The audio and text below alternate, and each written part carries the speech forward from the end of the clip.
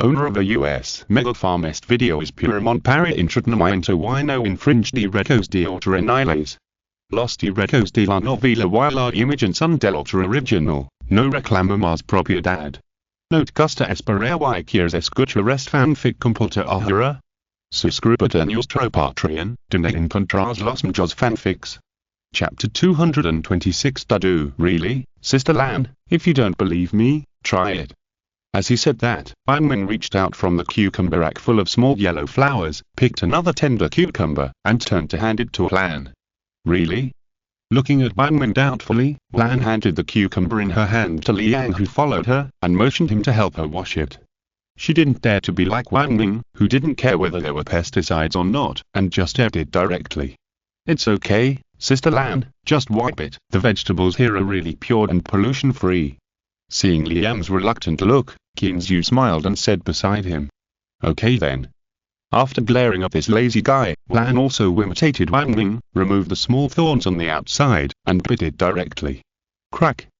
Lan opened her eyes wide in surprise, chewed the cucumber in her mouth quickly, and said vaguely, "Really? It's comparable to fruit? Really?" This time it was Zhu Mengyo's turn to be surprised. How come the vegetables grown by this guy are so delicious? Or did he use some good varieties? Ha, Mengyo, this is a new variety, plus it's pure natural, pollution-free, and absolutely green food.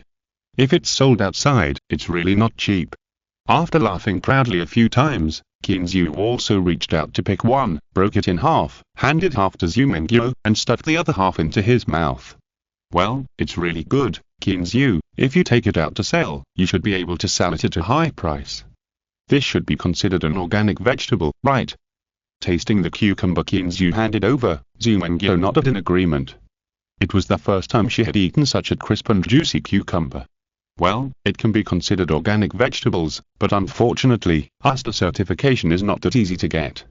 Qinzu shrugged with some regret. He knew that the United States was not like China. In China, you can set up a street stall to sell vegetables. In the United States, this situation is not seen. Even if you grow vegetables yourself, you can eat them yourself, but you can't sell them, because American vegetables must be certified by a special organization before they can be put on the market. This is also a major reason why American vegetables are more expensive than meat. There are not many people who grow vegetables, and there are even fewer who can meet the standards of the Ministry of Agriculture. Although he is very confident in his vegetables, Americans are not so easy to fool. He remembers that there seems to be such a clause in the ASTA certification. That is, the soil where organic vegetables grow must not have been used with chemical synthetic substances for at least 3 years. Obviously, he, who has just been in the United States for more than a month, cannot guarantee this. That's right, I heard that the United States is still very strict about these certifications. Nodding, Zhu Mengyo also felt a little sorry. This is also a way to generate income for the ranch. In the evening, Qinzu did as he said and made a few simple dishes. Except for a dish of braised rabbit meat, all the dishes were vegetarian, including scrambled eggs with tomatoes, smashed cucumbers, stir-fried green beans, and stir-fried carrots and potatoes.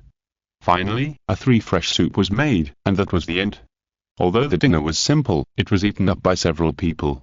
Even Suruli, who was always picky about food, did not make a sound. Obviously, this meal was quite to her taste. When everyone started eating, of course, they did not forget the little guys. There were 2 little huskies. Qinzu took the beef from the refrigerator, thawed it, and cooked it directly before throwing it to them. Little Jerry was easier to deal with. A few pine nuts and a cut apple were enough for this guy to eat for a day. But when he came to the new member of the family, the dog-slop rabbit, Qinzu was indeed a little stunned. What does this guy eat? Do I have to go outside to get it a pile of hay and put it at home? Qinzu felt uncomfortable when he thought of a pile of hay in his villa. That would really ruin such a nice villa. What are you doing? Take me with you for a walk. Looking at Qinzu walking out, Zhu Mengyo asked curiously. It was already dinner time, was he going for a walk? Go get some food for this guy. Qinzu replied weakly, pointing to the obedient little lop-eared rabbit being cared for by Doha and Xiaohe. Get some food for them. Isn't there something ready in the kitchen? I've prepared it all. Are you going to get some hay for them? Pointing to the kitchen, Zhu Mengyo looked at Qinzu speechlessly. Isn't it common sense that rabbits eat carrots? You don't even know. Ah, you prepared it all. Touching his head awkwardly, Kinzu would never admit that he didn't know, so he went straight to the kitchen. Sure enough, there was a carrot strip cut into strips on the table. Kinzu found another small plate, put the carrot strips in it, tore off 2 pieces of vegetable leaves, and returned to the living room. When he came to the sofa, Kinzu picked up the little guy directly, and after coming to the corner, he put his small food bowl next to the food bowls of Daha and Xiaohe. Suddenly seeing the extra food bowl next to them, the 2 guys thought that Kinzu had added a meal to them. After they came up to take a look, they looked away with some boredom. Why don't you give them some meat? Get these vegetable leaves to feed the cats. Kinzu didn't know the complaints of the 2 guys in his heart. After looking at the 2 obedient little huskies, he patted the 2 guys with satisfaction. This performance deserves praise. The dog-slop rabbit was stared at by the 2 guys, and suddenly became nervous, and his little body kept rolling into his arms. It's okay, baby, eat quickly. After waving his hand to open the 2 overly curious guys, Kinzu pushed the timid guy with his hand. Daha and Xiaohe saw that there was nothing to watch, so they stopped arguing and continued to deal with the delicious beef in front of them. Under Kinzu's expectation, the little lop-eared rabbit began to tentatively use its pink little nose to sniff something on the carrots that were cut into strips. Seeing that this guy finally ate honestly, Kinzu was relieved. Mengyo, have you thought about it? What is the name of this guy? Rubbing his bloated stomach, Kinzu sat down opposite Zhu Mengyo and looked at her straight. Ahem, well, do you have any good names to recommend? She smiled a little embarrassedly. She would not admit that she was a novice in naming, well, including Surui. The 2 discussed for a long time, but they didn't come up with a good name at all. How about calling it Dadu? Looking at the dog's lop-eared rabbit who was chewing the carrots slowly and chewing slowly, Kinzu said uncertainly. Chapter 227 Target Shooting vs Diving. Dadu. Looking at Kinzu's serious face, Zhu Mengyo didn't know whether to laugh or cry. Could it be that these people could only be named like this? But thinking about the names of Daha and Xiaohe, she sighed helplessly. Forget it, Dadu is Dadu. Okay, that's it. This guy will be called Dadu in a while. Looking at the little rabbit that was chewing the carrot carefully, Zhu Mengyo was a little dazed. After a while, Zhu Mengyo came back to her senses and looked at Kinzu with a strange look in his eyes. She smiled and asked, where does it sleep at night? As she said that, she pointed to Dadu who had already eaten and was drinking water in small sips by the water basin. I'll make a nest for it. Should I put it in your room or mine? Touching his nose, Kinzu asked back. It's better to put it in my room. Don't bully it at night with your 2 guys. He looked at Daha and Xiaohe with some worry. These 2 naughty ghosts are not easy to deal with. Let's go too. After Zhu Mengyo carried the well-fed Dadu upstairs, Kinzu also said hello to the others, and then carried the 2 little guys upstairs to rest. The next day, early in the morning at about 6 o'clock in the morning, Kinzu came downstairs with 2 sleepy little guys in high spirits. His appearance startled the women who were chatting in the living room. Wow, Mr. Clean, did the sun rise from the west today? Surui, who was dressed in a fiery red outfit, shouted in surprise, and exaggerated a look towards the window, as if to verify where the sun was. Please, I always get up early, okay? Kinzu touched his nose a little embarrassedly, and smiled bitterly in his heart. Didn't he get up a little late yesterday, so these girls thought he was such a lazy person? Well, it was indeed very early, Zhu Mengyo nodded seriously, and echoed, but that expression was not right no matter how you looked at it. By the way, why are you all here so early? Surui, is your thigh feeling better? As soon as the words came out, Kinzu felt something was wrong. He smiled awkwardly and quickly shut up. Sure enough, Surui, who was originally carefree, suddenly had a red face. She cursed Kinzu in her heart.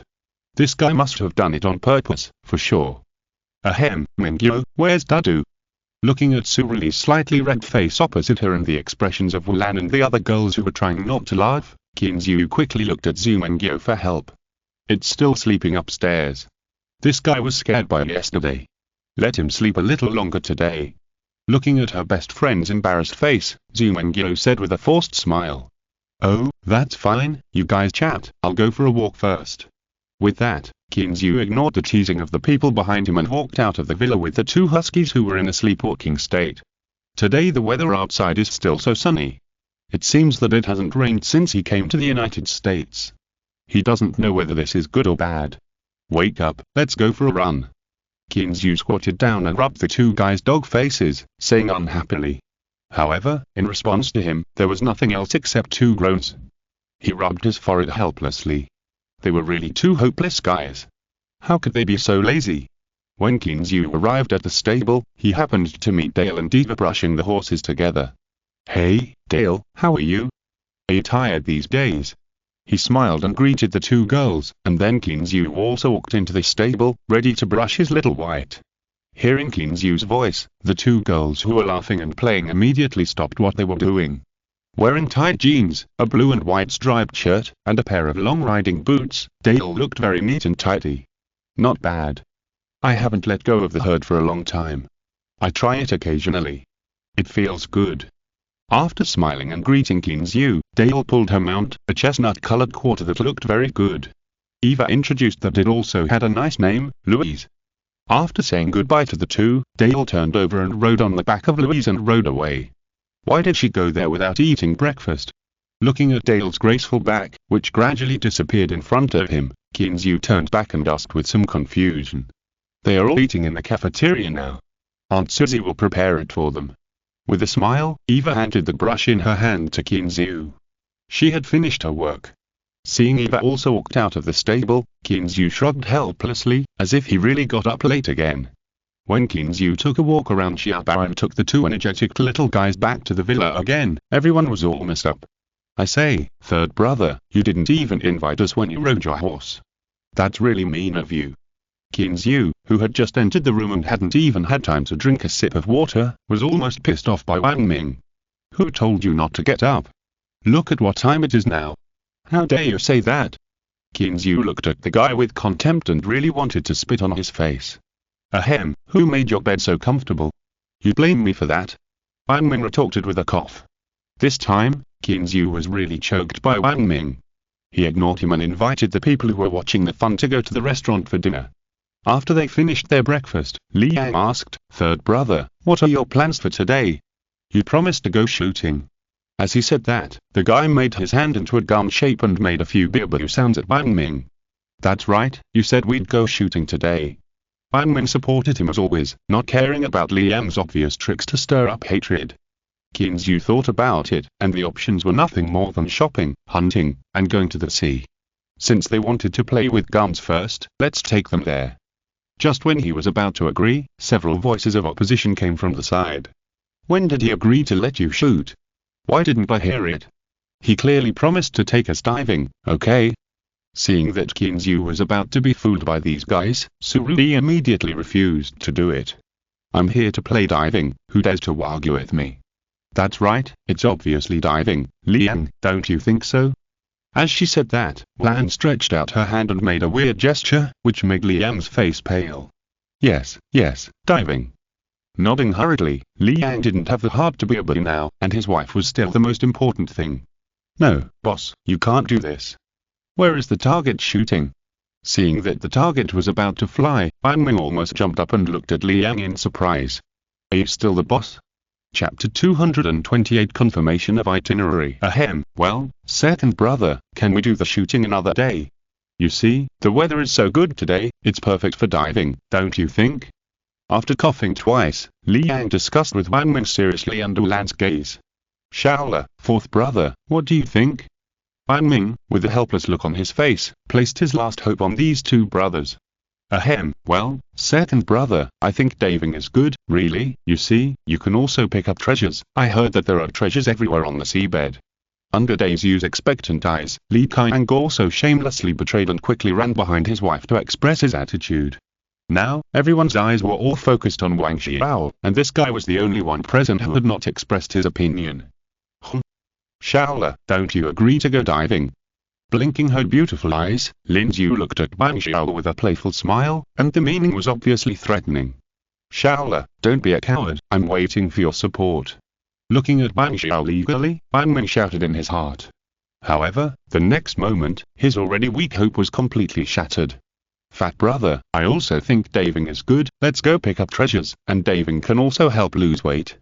Looking at Wang Ming's body shape, Wang Xiao not only changed sides at the last minute, but also stacked back fiercely.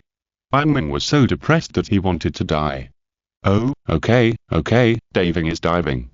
With a helpless sigh, Bangman raised his hands and surrendered in the case of 1 to win. Okay, since everyone has a consensus, let's pack up and go. After watching several people being taken down by several women so quickly, Kinzu looked at Bangman with some sympathy, and then loudly announced today's schedule. Yeah, let's go, yo-yo, get your clothes. With a cheer, Surui took Zumangyo and ran upstairs, and the others followed them upstairs to pack up their things. By the way, Eva, can you swim? Diving. Watching everyone go upstairs, Kinzu asked Eva next to him. I don't know how to swim. Eva, who was packing up, looked at Kinzu with some surprise, and then asked with some confusion. Clean, are you going to go diving? You should ask Will and the others about this. At the end, Eva seemed to suddenly remember something, and then said to Kinzu. By the way, boss, my sister Dale seems to be able to dive. I remember she said that there seemed to be one of them during the military training. Oh, really? Dale can dive. Kinzu muttered in surprise, and took out his mobile phone and called directly. After answering the call and talking for a few words, Kinzu hung up the phone, looking at Eva who was a little concerned, and said with a smile. Fortunately, she can go with us, now I feel relieved.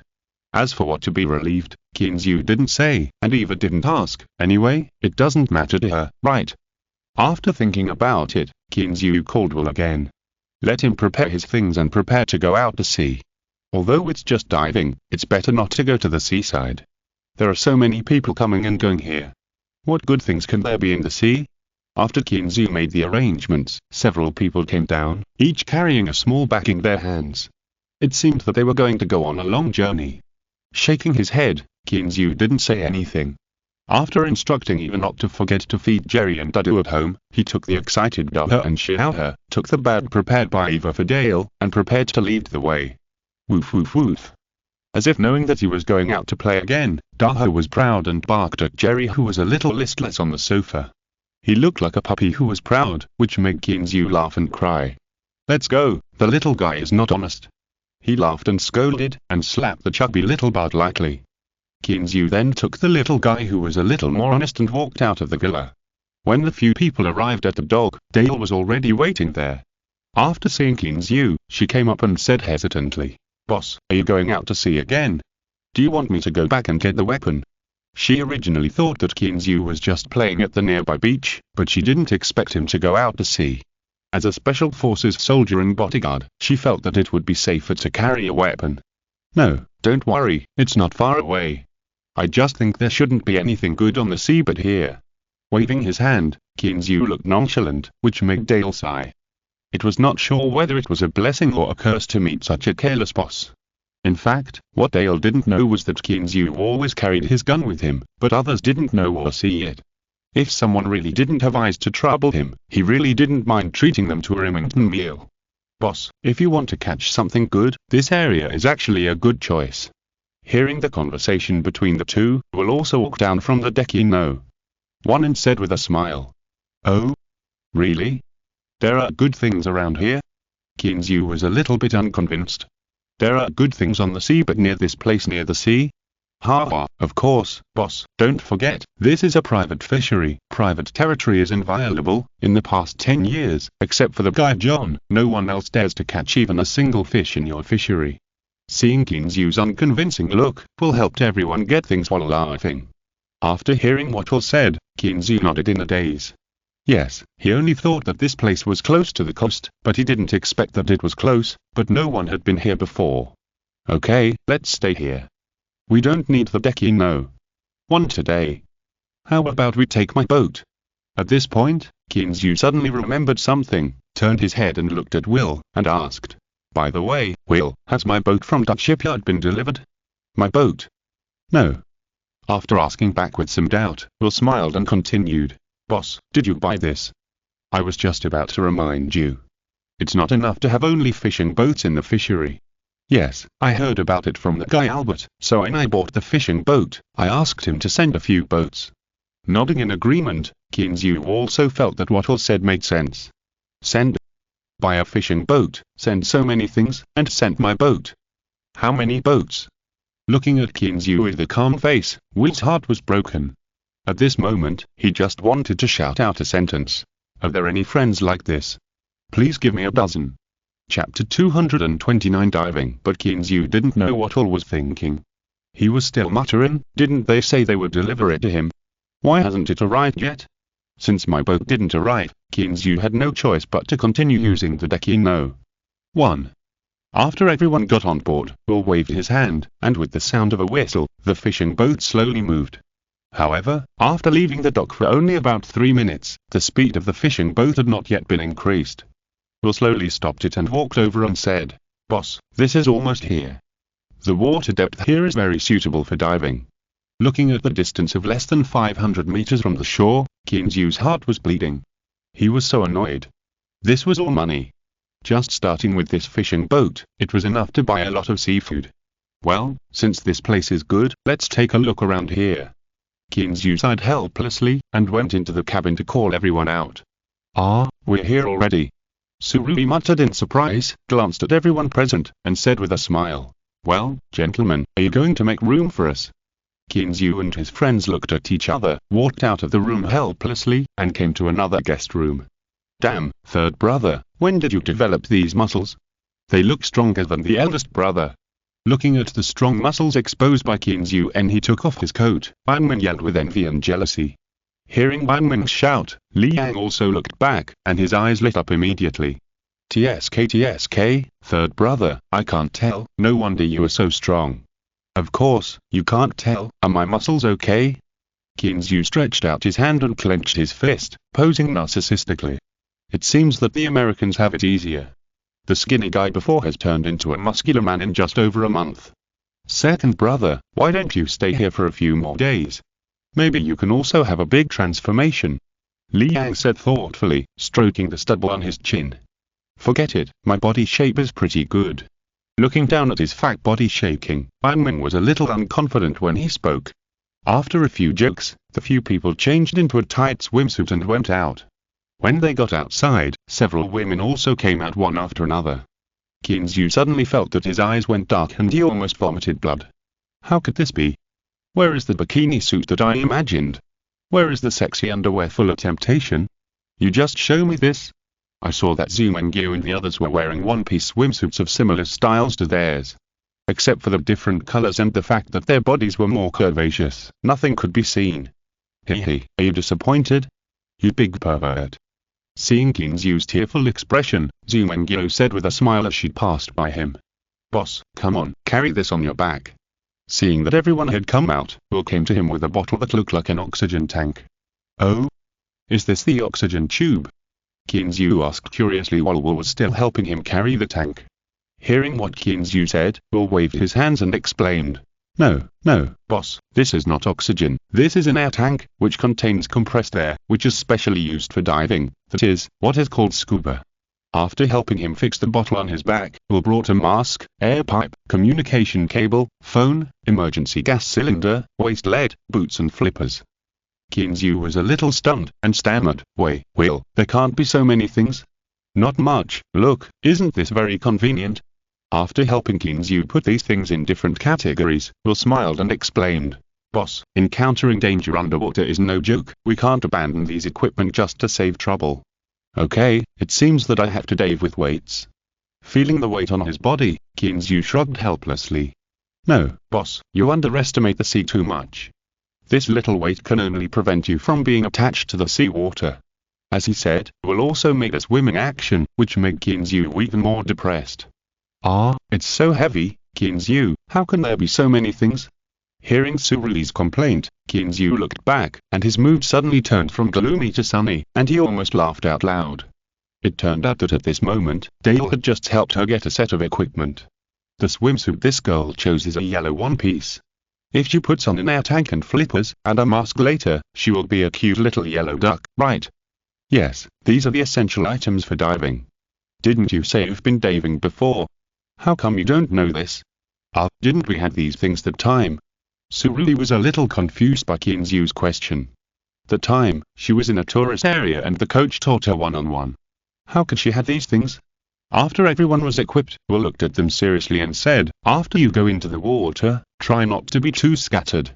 Take care of each other and keep the communication open. Also, pay special attention not to act alone, because there may be many hidden dangers if you don't know the sea area. If you act alone, it is easy to have irreversible consequences. At the same time, if you're underwater with your companions and suddenly find that your companions are missing, you are generally only allowed to wait underwater or leave after searching for 1 minute. Finally, don't touch the creatures on the seabed casually, especially those that look beautiful but you don't know. Because the more beautiful things are, the more they represent death. As he said, Will put on the mask and jumped into the water first, while Dale motioned everyone to go down one by one on the boat. Watching several people disappear in front of him one after another, Kinzu also became inexplicably excited. That feeling was indescribable, just like the urgency of returning home. Turning his head, he looked at Zumengyo next to him. The girl was wearing a pink one-piece swimsuit, which made her already slender figure even more graceful. Mengyo, be careful when you go down. Come up if you feel uncomfortable. Don't touch those beautiful things underwater. Just look at them. While helping Zumengyo put on the mask, Kinzu still whispered with some worry. After all, as far as he knew, most of the colorful creatures on the seabed were poisonous. Well, Fangxing, I get it. See you in the seabed. With a gentle smile, Zumengyo gently shook Kinzu's big hand, and then followed Surui next to her, jumped into the blue sea, and slowly sank down. Chapter 230 The Guy in the Coral Reef. Watching Zumengyo slowly disappearing in the sea, Dale made an okay gesture to Kinzu. Kinzu understood and nodded. After putting on the mask, he also jumped into the sea with a splash. As soon as he entered the sea, although he felt the coldness of the seawater and the pressure of sinking, Kinzu did not feel uncomfortable. Instead, he felt refreshed like a fish in water, but he always felt that something was missing. Moreover, the water here is not deep, only about 10 meters. Looking up, you can still clearly see the huge bottom of the deck. 1. It seems that Will is still very good at choosing a place. Think about it, except for him and Liang who were a little stronger, the physical fitness of the other guys who went into the sea is just average, not to mention there is a fat man and a few women. Even with his physical strength, he can only sink to a depth of 20 to 30 meters. If it is deeper, he may not be able to withstand the pressure below. It is normal for his ears to hurt or even bleed. It is precisely because of this that the vast deep sea is still a forbidden area for humans. Although we know how rich the resources here are, we cannot exploit them. Even some of the most advanced equipment can only be used to explore the way. Slowly, the surrounding seawater returned to calm, and Kinzu looked at the scenery in the sea through the goggles. The world in the seawater is completely different from the outside. Because there is no industry, the seawater here is particularly clear and pure. Under the strong sunlight on the sea surface, the seabed is still bright, and you can even clearly see the swimming of fish and shrimp below. Gradually, there are more unknown fish around Kinzu, surrounding his body and looking at him curiously. These guys are around him, wandering freely. They don't take him, the owner of the fishery, into consideration at all. Some little guys even deliberately pass by him, as if they are teasing his patience. Ignoring these little guys, Kinzu looked up and found that everyone was scattered in all directions, sinking to the bottom of the sea, but they were also curiously looking at this new world. Slowly falling to the bottom of the sea, Kinzu found that the bottom of the sea was not flat, and it was not all gravel as he imagined. Here, he was on a hill. In addition to the coral reefs everywhere, there were also some seaweed and marine plants that Kinzu didn't recognize. Next to the seaweed, there happened to be a sea turtle the size of a millstone, swimming slowly forward with a few small sea turtles, and some colorful large and small sea fish were also looking for food leisurely. At all, they were not disturbed by this group of foreign guys. Looking up at the other people, everyone was wandering aimlessly, but they also heard Will's teachings, and basically divided into pairs of two. But after looking around, Kinzu found sadly that he seemed to be alone. Except for the two coaches Will and Dale, he actually became a lonely person. How could this be possible? Kinzu did not hesitate at all and immediately began to swim towards a place. When he got closer, it turned out to be Zumengyo and Surui, a pair of best friends. At this moment, the two girls were pointing at several colorful fishes and taking pictures with their underwater cameras. Seeing that the two girls had no intention of leaving, Kinzu did not want to disturb their interest, so he began to admire the surroundings aimlessly. At this moment, the two girls were in a messy coral reef. The blue, red, yellow, and white, colorful coral reefs formed a small-scale coral reef group. Looking at the colorful coral reef group with a diameter of about 5 or 6 meters in front of him, Kinzu nodded with satisfaction. Although he was not a qualified fishery owner, he was a biology student after all, and he still knew some basic common sense, such as the colorful coral reef group in front of him. As far as he knew, coral reefs were composed of a kind of coelenterate called coral polyps in the ocean. During their growth, they can absorb calcium and carbon dioxide from seawater, and then secrete limestone to form their own shells. Each individual coral polyp is only the size of a grain of rice. They live together in groups, metabolizing from generation to generation, growing and reproducing, and constantly secreting limestone and sticking together. These limestones are compacted and petrified to form islands and reefs, which are called coral reefs. For many commercially valuable fish, coral reefs provide a source of food and a place to reproduce. As far as he knows, in Malaysia, 30% of the catch comes from coral reefs. For example, sea cucumbers, lobsters, invertebrates with important economic value, etc. Because in these coral reefs, big fish cannot freely catch small fish, and these coral polyps can provide these small fish with enough food to feed them to grow into fish. Therefore, with these coral reefs, the fishery ensures that the growth of some young fish will not be threatened too much, which means that the most basic and important level of the fishery has been passed. Thinking of this, Kinzu couldn't help but thank Old Man Hill in his heart. He not only gave him a rich life, but also left him a well-preserved fishing ground. Kinzu, who was lost in thought, suddenly felt something hit him from behind. Kinzu was frightened and woke up. He felt a chill rushing from the soles of his feet to his forehead, and he almost jumped up. He thought to himself that this was the bottom of the sea. How could he be distracted here?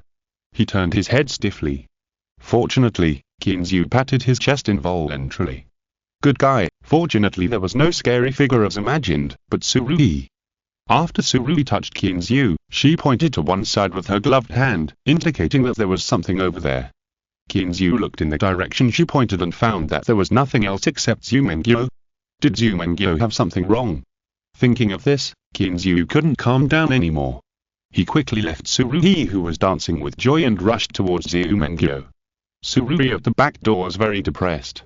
It seemed that she had been busy for a long time. When she came to Zumengyo, Kinzu was relieved.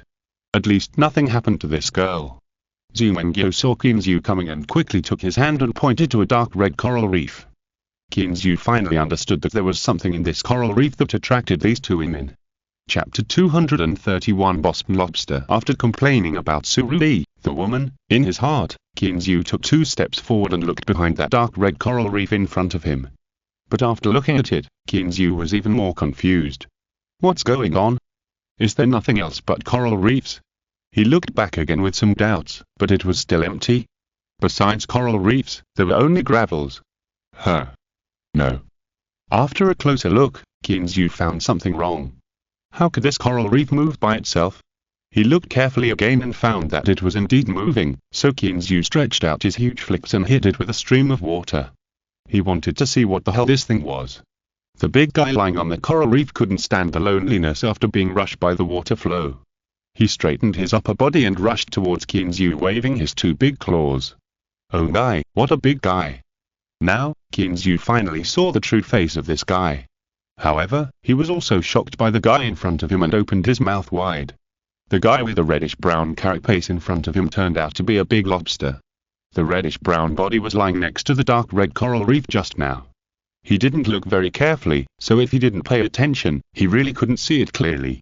Looking carefully at the guy in front of him with his upper body raised and constantly waving his big claws, Kinzu estimated that it should be more than 40 centimeters long. What's special is the pair of huge front claws, which seem to be almost half the length of this guy's body. And based on the pair of front big claws, Kinzu had a general understanding of the identity of the guy in front of him. The big guy with bare teeth and claws in front of him should be the Maine lobster, which is often called the Boston lobster in China. The so-called Boston lobster is actually called the Maine lobster, and it itself is not produced in Boston. This large-clawed lobster was originally called the North American lobster. It can be found in northeastern North America and along the eastern coast of Canada. Due to the high production in Maine and the first commercial fishing operation, it was named Maine lobster in the 19th century. Usually, the body length of this lobster ranges from 20 to 60 centimeters, and the weight ranges from 1 to 4 kilograms. However, according to the Guinness World Records, the largest Boston lobster weighs 14 kilograms, and the total length from the tail to the tip of the large claw is 106 meters. It was caught off the coast of Nova Scotia, Canada in 1977, and is also the heaviest marine crustacean in the world. Their body color is normally olive green or green-brown, and orange, reddish-brown or black individuals are not difficult to see. However, only about 1 in 2 million lobsters have blue body color, and yellow mutant lobsters are even rarer, with a probability of about 1 in 30 million. And unlike other types of lobsters, Boston lobsters have two large, fleshy front claws, which weigh about 15% of the lobster's body weight. The first step is a pair of large claws. One side of the claw is slightly larger than the other, with a smooth body surface and thin tentacles. Seeing that this guy was constantly waving his claws, he was also constantly retreating. It looked like he wanted to escape with his tail rolled up.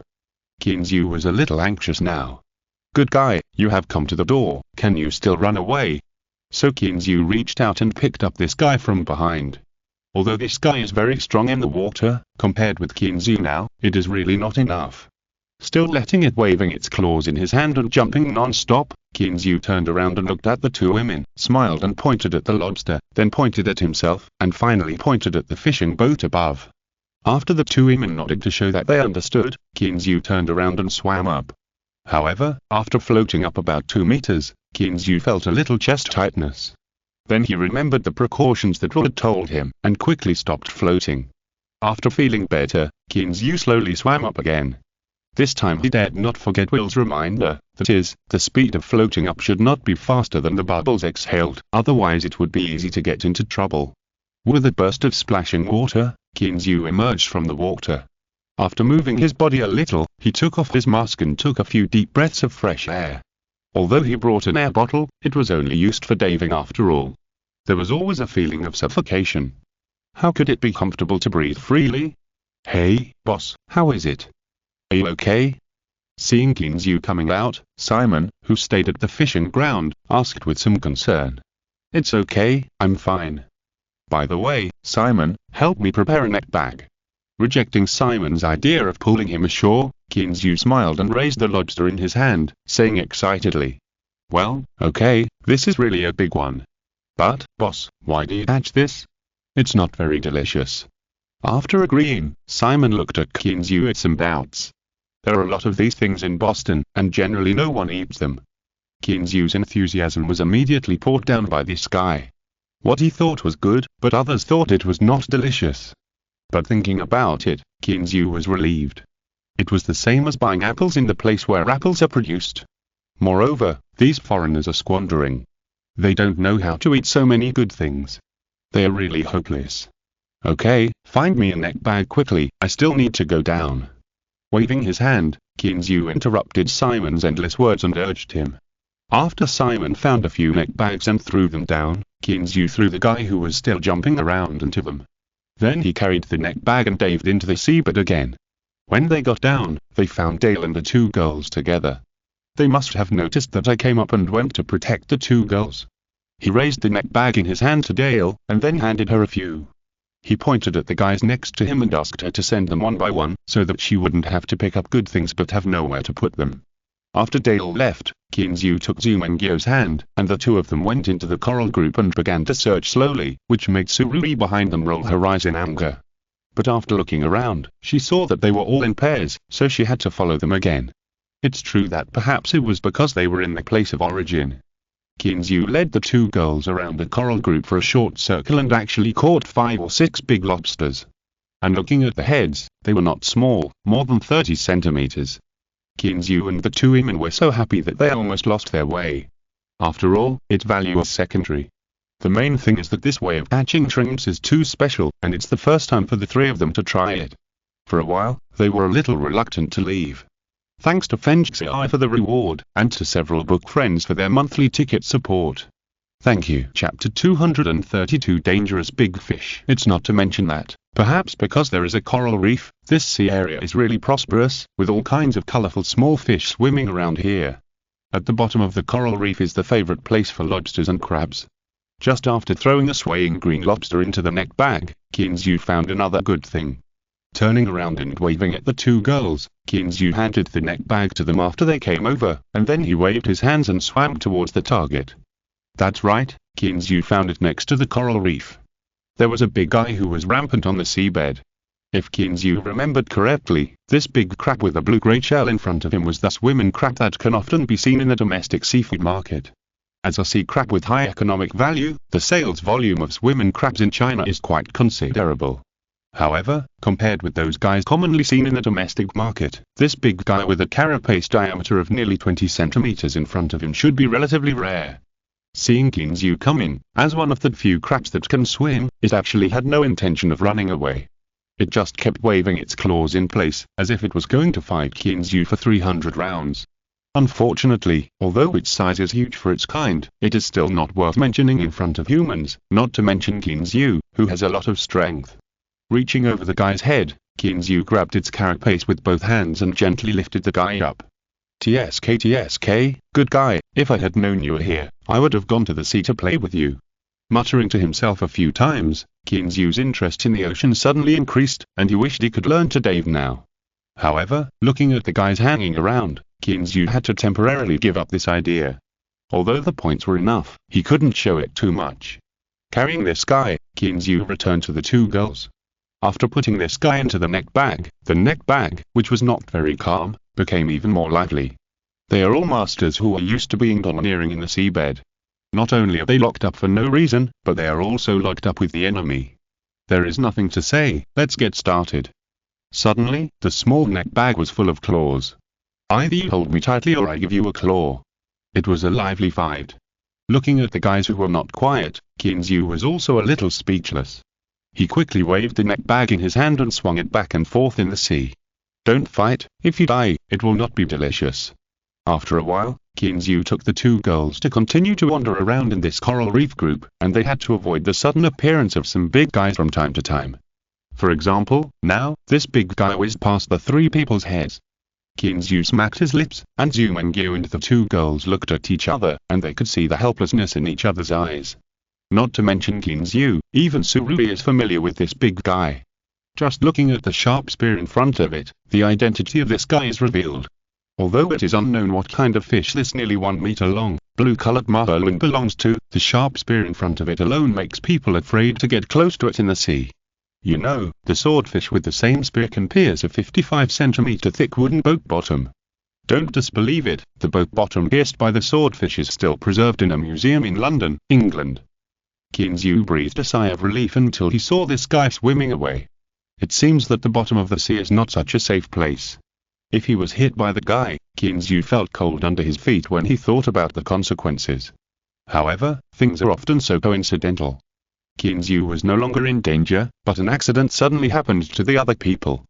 Originally, the blue marlin that was swimming around safely was attracted by the things in Wang Ming's net bag.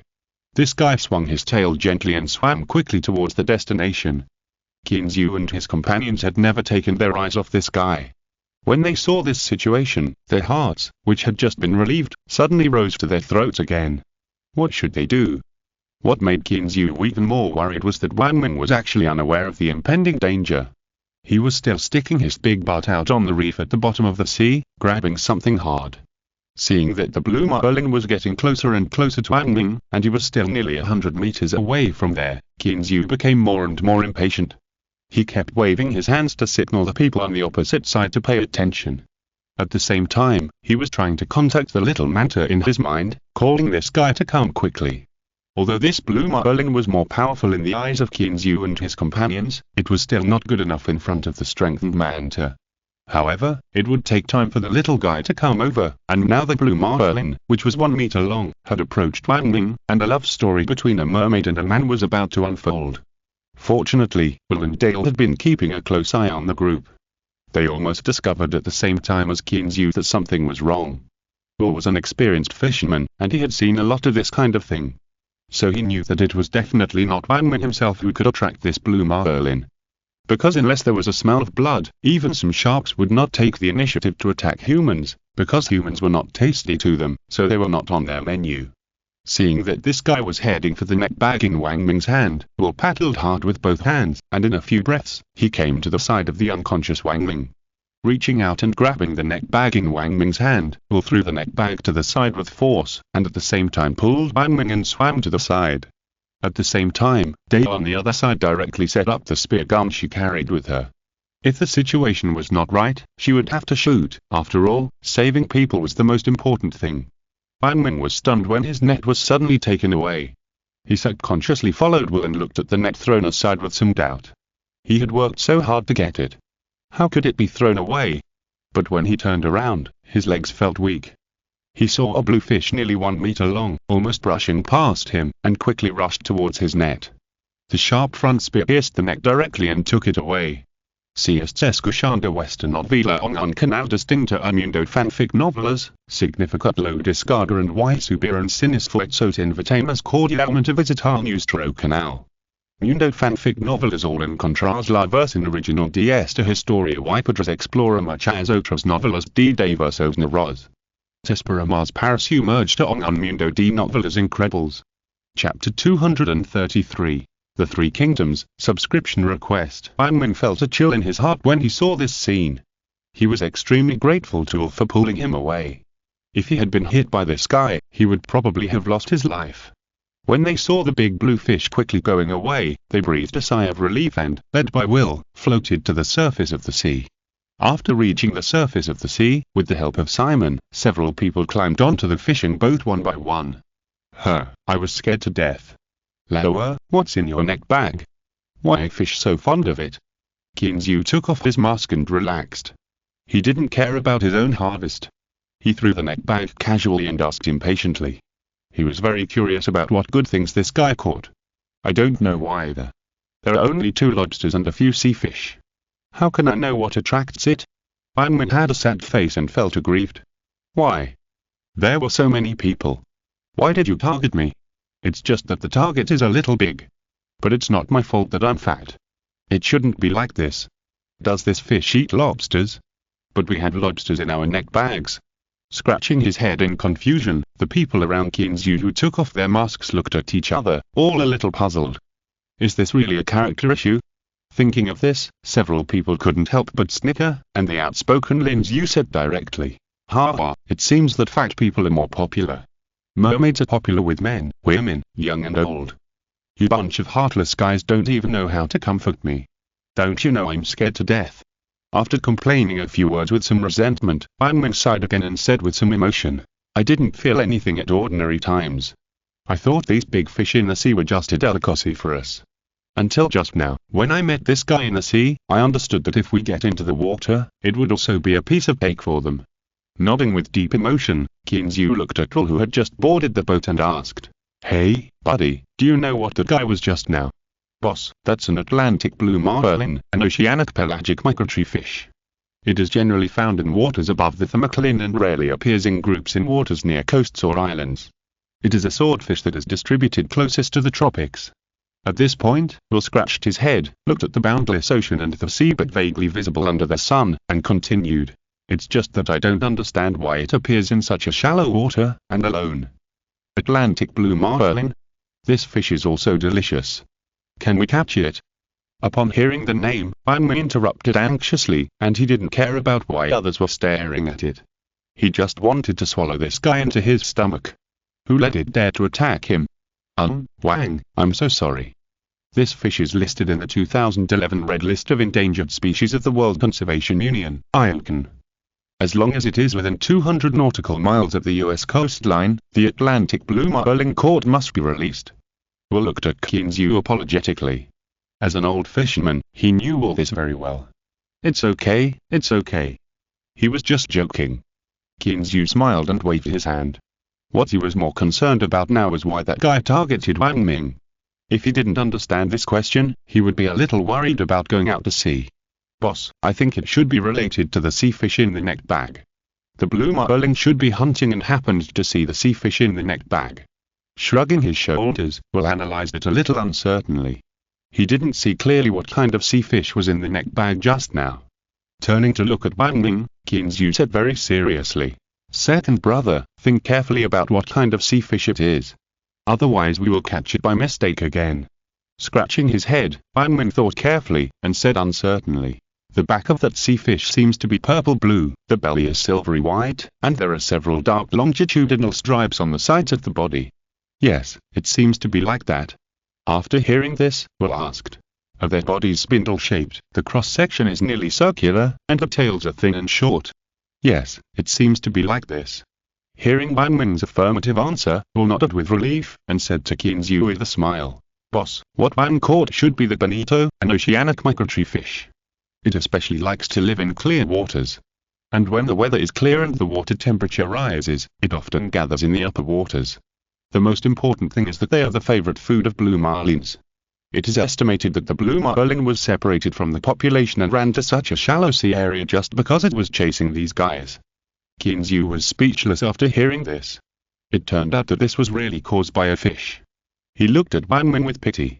"You said that you didn't catch good lobsters, but caught fish. Now you are hanging on that guy's head if no one rescued you. I didn't mean to do it. I just happened to be nearby and caught a few." Wang Ming felt a little uncomfortable being stared at by Qin Zhu. He shouted innocently. He would not admit that it was because he had eaten this fish before. "Well, look at everyone's harvest, Will. You really know how to choose a place. There are so many good things on the seabed." Qin Zhu smiled and gave Will a thumbs up, and then he remembered that he had thrown his net bag on the deck just now. "Boss, this only shows that the fishery is rich in species. Now the sea outside is not as lively as ours." Listening to Will's words, Qin Zhu smiled and said nothing, but when he found his net bag, he couldn't keep calm. Looking at the scene in front of him, Qin Zhu had the urge to curse. What is this? Is it the three kingdoms of shrimps and crabs? It turned out that these guys had been divided into 3 waves, 2 reddish-brown lobsters in one wave, 4 green lobsters in one wave, and the remaining big swimming crab in one wave, and they're still confronting each other.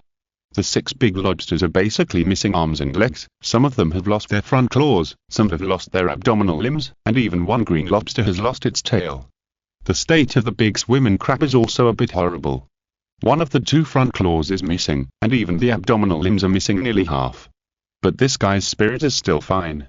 He is still waving the remaining big claw and confronting the 2 groups of lobsters. "Ha ha, Qin Zhu, are you talking about the 3 Kingdoms War?" Surui, who was following nearby, laughed at the scene in front of her and quickly called the remaining people to come and watch. "Thank you Fengxiai for the reward, and thank you for the monthly ticket support from the book friends. It's a new week, please subscribe and reward." Chapter 234 A Balloon, subscription request. "Stop it, what about yours? Didn't they fight?" Qin Zhu scratched his hair in frustration, looking at the guys on the deck who were clearly divided, and kept complaining in his heart, these guys who made him worry, why couldn't they let his brother have a good meal? "No, ours are all very honest. Not like yours." Li Yang raised the net bag in his hand and said with a smug look on his face. He didn't forget to ridicule Qin Zhu's brave and aggressive guys, looking at how good his own were. However, when Qin Zhu looked over, he became even more depressed and couldn't help saying, "Boss, you have 2 guys, and they are from the same tribe, maybe a male and a female, how could they fight?" Hearing this, Li Yang was a little embarrassed. Who asked his wife to take him to see the scenery? He smiled awkwardly and said, "Well, isn't this my first time in the sea? I was curious so I wandered around." Hearing what the boss said, Qin Zhu looked around and found that several people were actually 1 or 2. It seems that these guys are just playing. Hehe, don't look at me, I caught a lot, but unfortunately they all ran away. Seeing that Qin Zhu's eyes swept over him, Wang Ming, who had nothing in his hands, quickly raised his hand to show that his harvest was very good. However, at the end, he was a little embarrassed. "By the way, third brother, I found some good things down there." After a pause, Wang Ming suddenly remembered something, and quickly stood up and shouted loudly. "Good stuff? What is it?" Startled by his sudden shout, Qin Zhu asked curiously. "A balloon, bigger balloon, lots of them, lying on the rocks below. I tried to get them for a long time but couldn't get them down." Wang Ming was a little depressed. If he hadn't tried to get the balloon, he wouldn't have missed the movement behind him. "Really? There are balloons below? A balloon?" Before Qin Zhu could say anything, Surui at the side asked impatiently. "Really? Absolutely real? I saw it with my own eyes, but it was too tight on the rocks. I tried for a long time, and it got tighter and tighter." Ignoring Wang Ming's depressed look, Surui turned around and whispered with Zhu Wengyou for a while, then looked at Qin Zhu together, with a strong desire on their faces. "Then let's go down and take a look." Seeing that the people around him were all eager to try, Qin Zhu smiled and announced that he would go into the sea again. After waving his hand, all next to him came up. Qin Zhu said with a smile, Will you collect these guys and deal with them? We will get rid of them at noon. We still have to go down. Wang Ming said there are balloons below. I have to go and take a look. Will nodded with a smile and threw the guys who were still in confrontation back into the net bag. Then he said something to Simon, and saw Simon walking into the cabin with the lobsters. Boss, there are indeed balloons in the fishery, and there are a lot of them just like lobsters. Looking at Qinzyu's excitement, Will continued with a smile. But, boss, you can't do anything about them if you go down like this. Oh? Why? Is there something else to pay attention to when catching a balloon? Qinzyu was really curious now, and he also remembered what Wang Ming said just now, that the balloons were clinging to the rocks and couldn't be removed. Sure enough, Will's words confirmed his guess. Will just smiled and said, Boss, a balloon has a strong absorption capacity. It is said to have an absorption capacity of more than 200 kilograms, so it can withstand the impact of water flow and attach to the reef. No way. Such a small thing can have such a strong suction power. Wang Ming smacked his lips in disbelief when he heard it. No wonder he couldn't handle it, but how did it catch it? As if he saw the confusion of the crowd, Will continued with a smile. To catch a balloon, you need to use a knife or a shovel, and you need to be quick, accurate, and ruthless, and shovel them off the reef before they react. Otherwise, the small tentacles inside their shells will form a structure similar to a suction cup, adsorbed on the reef. At the time, even if you have a shovel, it will be very difficult to shovel it off. As he was speaking, Simon came out with a few small silver stainless steel shovels and said with a smile, Boss, these are used for cleaning things. You can use this. There will be no problem catching that guy. After taking it and weighing it, Qinzyu smiled with satisfaction. Okay, that's it, let's go. As he said, without waiting for Will to take the lead, he jumped into the sea first, because he had seen a white shadow in the distance, swimming towards this side quickly. Hey, boss, be careful ahead, there seems to be something. Will on the fishing boat also spotted the figure of the little manta ray, but he didn't recognize this guy, so he quickly reminded Qinzyu loudly. It's okay, Will, this is my little baby. Qinzyu waved to the people on the boat, and gently stroked the silver-white back of the little guy who was swimming around him. After putting on the mask again, Qinzyu dived towards the bottom of the sea under the astonished eyes of everyone on the boat. Mingyu, look, isn't that a manta ray? How come it has become so obedient now? Looking at the little guy in the water, Surui quickly pulled Zhu Mingyu next to her and signaled her to look into the sea. Although Zhu Mingyu was also a little surprised, she was much better than them. Hearing this, she smiled and said, What's so strange about this? That guy is naturally liked by these guys. Let's go down too. After that, she put on the mask and followed Qinzyu closely. With a splash, she jumped into the sea and dived directly to the bottom of the sea. The people on the boat were left looking at each other, all speechless. When they all came down, Qinzyu had already started to harvest the balloon that Wang Ming had mentioned. It was not to be mentioned that Wang Ming was lucky enough to actually find a smaller balloon settlement. On such a large reef, there were densely packed balloons of all sizes. Moreover, looking at the heads, they looked quite large. As for the quality, for a little otaku who had only heard of a balloon, they all looked the same. And the silvery white little devilfish, under Qinzyu's instructions, kept wandering around Qinzyu and the others. When it reached the sea, the flat body of the little devilfish was completely opened, and with the constant fluctuations of the sea water, it seemed as if it was dancing on the bottom of the sea, and the women who saw it were a little intoxicated. For a while, there was a constant clicking sound, all of which were to commemorate the guy's graceful dance. Of course, Qinzyu couldn't hear the sound in the sea. Thanks to the 10,000 book coins reward from the Great Master, I was promoted to the first guardian of this book. Today is the second update, and there will be an extra chapter in the evening. In addition to the 3 chapters I had when I was the Hall Master, and the extra chapter when the monthly votes reached 100, Liu still owes 6 chapters, which will be made up on May 1st. Chapter 235 Double-headed Abalone. Compared to the women's leisurely mood, the men are very interested in the legendary abalone. In fact, to be honest, among the few people, only Wang Ming has eaten abalone, so only he can recognize these guys as abalone at the first time. Looking at these guys in front of him, their bodies are covered with a thick lime shell. Asking himself, Qinzyu felt that if he was the first to discover these guys, he would never have thought that these were the legendary soft gold of the ocean. Although there were thousands of thoughts in his mind, Qinzyu's hands were not slow at all. When he saw one, he directly swung the small shovel in his hand. The stainless steel shovel, plus his strength, can be said to be accurate with every shovel. Looking back, Qinzu shook his head. He had already harvested more than 10 abalones, and Wang Ming was still struggling with the third abalone. Although there were a large number of abalones on the reef in front of him, they could not withstand the crazy catching of several people. After catching for more than 10 minutes, Qinzu could not find any that caught his eye. Although there were still many abalones left, they were too small. Anyway, they were all from his own fishery, so Qinzu decided to let them grow for a while. After standing up and stopping several people, Qinzu looked at the net bag in his hand and estimated that there were nearly 50 or 60 large abalones. If the abalones in the hands of the other people were added, they had harvested nearly 100 abalones today. Even if it was the most common wholesale price of abalone, 200 yuan per catty, these dozens of kilograms of abalone would cost several thousand yuan. Thinking of this, Qinzu couldn't help but sigh that the sea was indeed a place with endless wealth. After collecting the abalones, the air in the air tank was already in a hurry, so Qinzu and his friends began to float up slowly with their full harvest. With the help of Will, as soon as Qinzu and his companions returned to the deck, Wang Ming could not wait to take off his mask, ran into the cabin and took out an electronic scale to weigh it. He immediately shouted with some surprise, "Old Third, come and see, it's a two-headed abalone.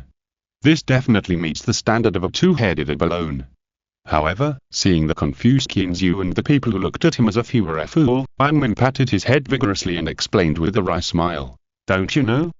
Abalone is divided into different qualities according to the number of heads per pound.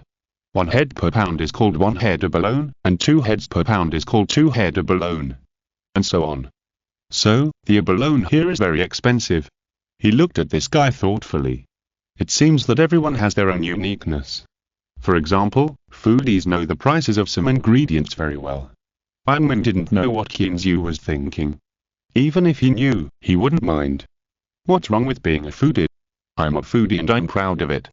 Nodding with a smile, Wang Ming continued, "Yes, these guys are not small, generally at the level of 2-headed abalone, even the small ones are at the level of 3-headed abalone, which are rare guys in China. I didn't expect you to have so many here. Then how much do you think you can sell it for per kilogram in China?" Hearing Wang Ming say this, Qinzu's eyes became brighter and brighter, and his breathing became a little rapid. "Money, all this is money. You know, this is just the tip of the iceberg of his fishing boat. There are so many good things in a large fishing ground at hundreds of square kilometers. For this, because two-headed abalone in China is rare after all, the wholesale price should be around 600 to 700 yuan per kilogram, and three-headed abalone should also be 400 to 500 yuan per kilogram. Of course, this refers to RMB, unlike you, a local tyrant, who now speaks in US dollars." After thinking carefully, Wang Ming said a little uncertainly, "After all, the price of seafood varies a lot, and the quality and freshness are different, so the price is not the same. TSK, if we take the average price of 500 yuan per kilogram, we have made tens of thousands of yuan this morning," Qinzu said with some emotion, shaking his head. After Qinzu said this, everyone also reacted. Yes, in just a short while, there were tens of thousands of yuan in the account. "Qinzu, I really didn't realize that opening a fishery was so profitable. You did this, and I want to open a fishery in the United States." Surui was completely convinced. Although Qinzu inherited so much money, she didn't agree with it in her heart. After all, he was just a lucky guy. Especially after getting the money, this guy didn't think about making progress and came to the United States to be a fishery owner. It was ridiculous. Although he was a fishery owner and a rancher, he was just a farmer and fisherman in the United States. How could he compare with these families? How could he be worthy of Zhu Mengyo? But now that she came to the United States, Surui found that she was wrong. She was really wrong. What's wrong with farmers? What's wrong with fishermen? He was still very happy in the United States. And now, seeing this guy coming out to play and easily earning her salary of 1 or 2 months in just one morning, or 1 or 2 hours, she completely recognized Qinzu in her heart. "Ha, well, come on, it's a good opportunity to keep me company. You know, it's still very lonely to be alone in a foreign country." Qinzu didn't know that Surui had so many thoughts in her mind in a flash. Hearing her say this, she also laughed and teased her. As a lawyer, Surui is a person who never spares others when she talks. After hearing what Qinzu said, she looked at the graceful Zhu Mengyo next to her with a smile and said, "Mengyo, look, this guy has said that he is very lonely in a foreign country. How about you stay here to accompany him? Hey, hey. Lawyer Sue, defamation is against the law. You can't break the law knowingly. Kinzu was a little anxious when he heard it. What is loneliness? If a person is lonely, it can be understood as missing his hometown, but you changed it to loneliness, and the meaning is completely changed. Pucci. Looking at the two bickering, Zumengyo couldn't help laughing out loud. She raised her hand to check the time and said with a smile, "Okay, you two, be quiet. What are we going to eat for lunch?" "What to eat?" "That's for the landlord, Keen." Surui next to her said indifferently, and was ready to pull a few people in to change clothes. Although they still had to bathe in the afternoon, it was not very comfortable to wear swimsuits. Seeing the expectant look in their eyes, Kinzu waved his hand and said with a smile, "What else can we eat? Of course we will have a seafood feast at noon. If we don't eat what we have caught, how can we leave it for others?" Upon hearing this, everyone cheered.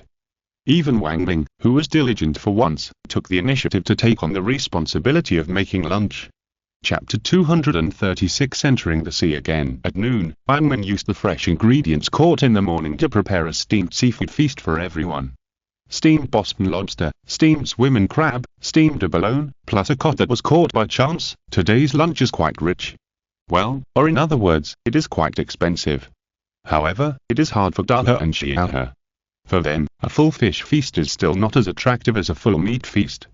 After all, they are not cats. Seeing that the two guys were drooping their heads listlessly, Kinzu had to go to the freezer to get some beef and cook it to feed them. The two little guys became energetic again.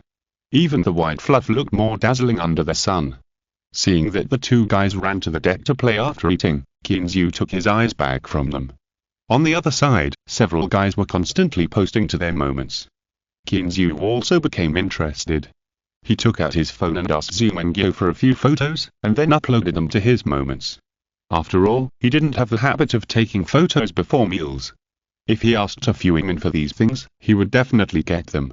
Not long after he posted it, Kinzu received more than a dozen likes and several comments. When he opened it, he found that the first one was from his younger sister Kinru. "Humph, bad brother, you don't even take me with you when you eat delicious food." There were also several angry expressions behind it, which made Kinzu laugh. He could now imagine the depressed look on his younger sister's face. However, Kinzu looked at the time. It was almost noon here. Why didn't the girl go to bed yet? Thinking of this, Kinzu sent a message directly. "It's so late, why haven't you slept yet?" Unexpectedly, the younger sister replied quickly, "I'm getting ready to go to bed. I just finished my homework. There's so much homework for the senior year, and we only have 3 days off. You're still greedy for me." At the end of the message, there were a few crying emojis. Kinzu felt a little distressed. "Okay, go to bed early. You have to go to class tomorrow, right? During the winter vacation, I'll pick you up and play with you, and make delicious food for you every day. Okay, good night, brother." As soon as the message came, Kinru's avatar dimmed, and it was obvious that she had gone offline. After replying to a few friends' messages, Kinzu put away his phone and thought of his younger sister who was just going to bed. Looking at his younger sister now, he remembered when he was in the 3rd year of high school. He couldn't tell the difference between day and night. He wanted to break one day into 2 days and still felt it was not enough. Thinking of this, Kinzu compared his current life again.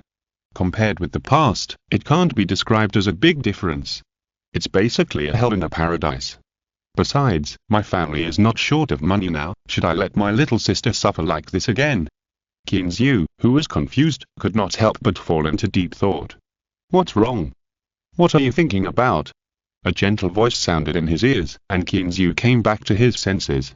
It turned out that Zumengyo had sat next to him at some point. "Nothing, I was just thinking, now that my family is not short of money, should I let my little sister go through the single-plank bridge of the college entrance examination again?" Looking at Zumengyo, who was wearing a long dress next to him, Kinzu's tone was slightly sad. Perhaps he was nostalgic for the ignorant youth again. "What do you think now?" Hearing this, Zumengyo frowned slightly. This kind of household chores is the most difficult to deal with.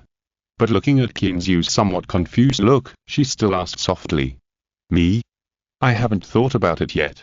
On the one hand, I feel sorry for her and want her to drop out of school, or come to the United States to study directly. But on the other hand, I think that perhaps experiencing the college entrance examination will be of great help to her future life. Yeah, people who have never taken the college entrance examination can't understand that feeling. What about your sister? What does she think? Her? I haven't talked to her yet, but I think she probably doesn't want to take the college entrance examination either. Thinking of his sister's lively personality, Kinzu felt that if possible, she would definitely not choose to take the college entrance examination. Kinzu, you should discuss it with your family and ask your sister for her own opinion. I think that maybe taking the college entrance examination and then coming to the United States is the best choice. After considering for a long time, Zumengyo cautiously gave her opinion. Seeing Zumengyo's serious expression, Kinzu sighed and chuckled. Okay, let's not talk about this. I'll talk to my parents first. By the way, have you guys rested well? Do you want to go to the sea again? Almost, I'll go ask them. Seeing Zumengyo's relief, she also chuckled and replied. Compared with the somewhat complicated question, she was more yearning for the wonderful world under the sea. After a while, everyone changed into swimsuits and took new air tanks, fully armed again. Compared with the morning, everyone now obviously has no nervousness. Each one is excited and expectant, hoping to encounter some interesting things on the seabed, or enjoy some more beautiful scenery.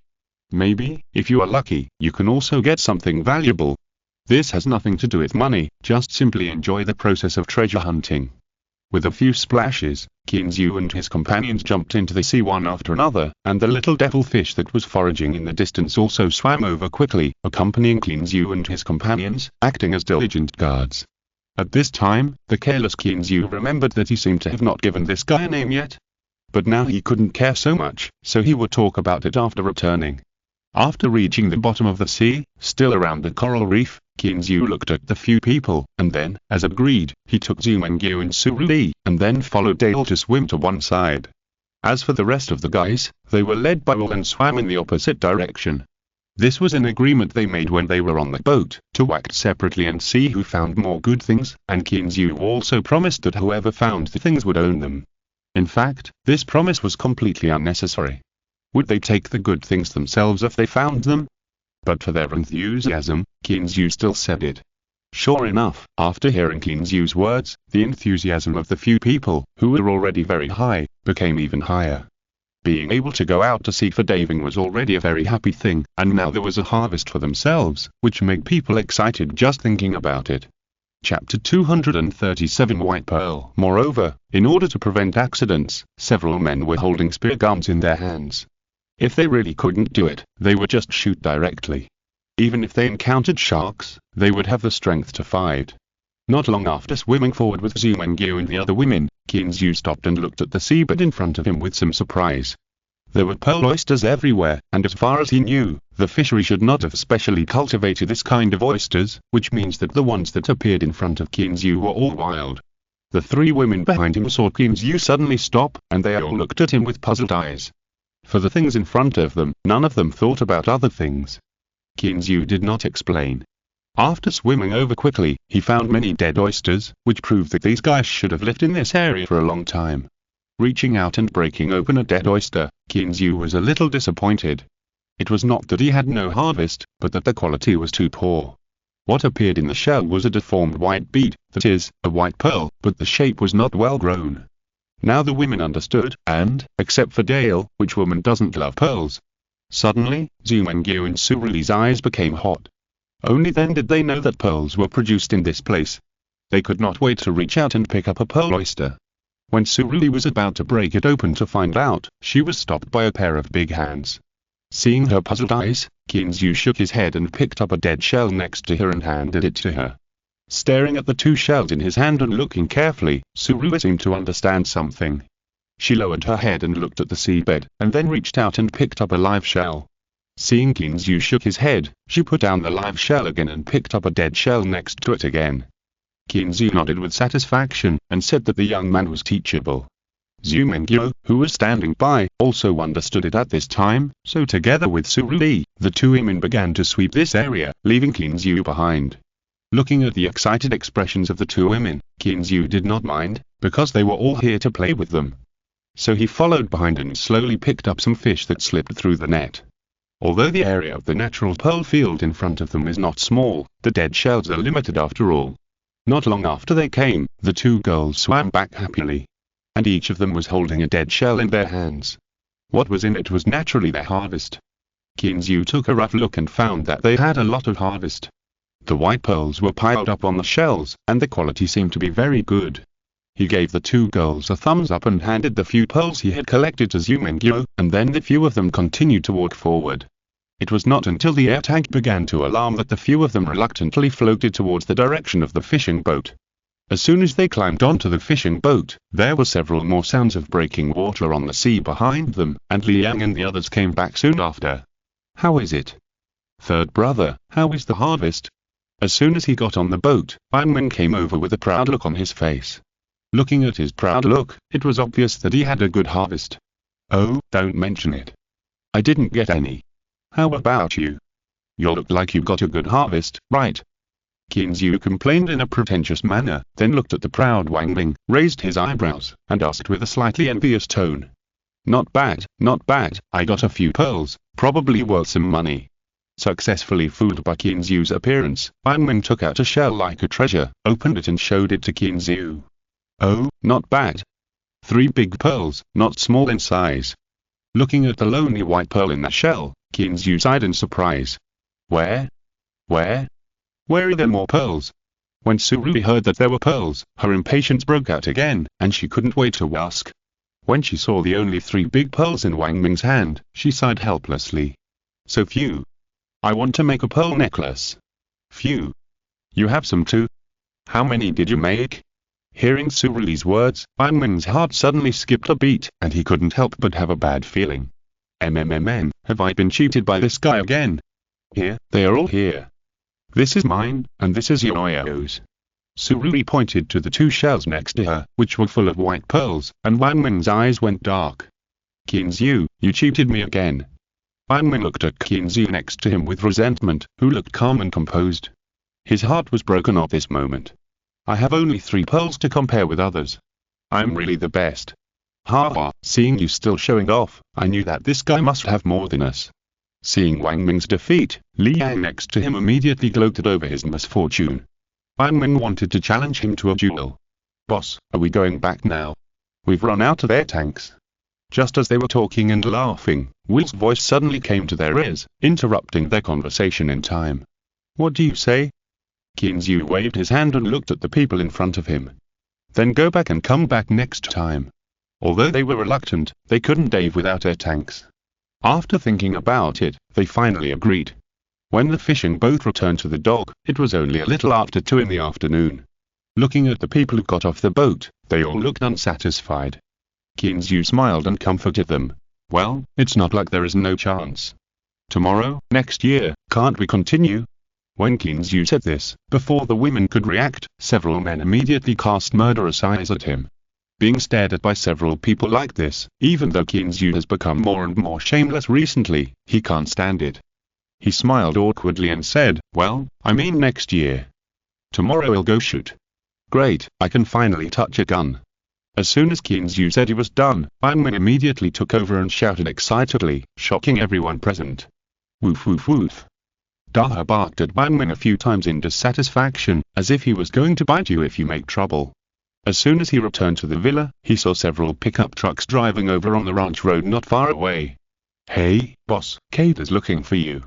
John smiled and jumped off the Ford 750 and greeted Kinzu. "Oh? What's the matter?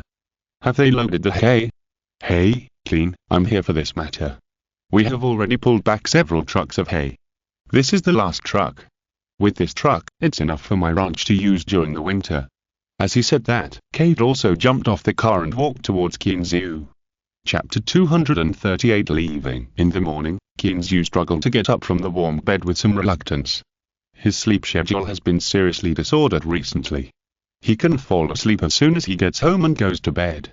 He looked at the time on his wrist. It was already past 10 o'clock and almost 11 o'clock. "Why did I sleep so well today?"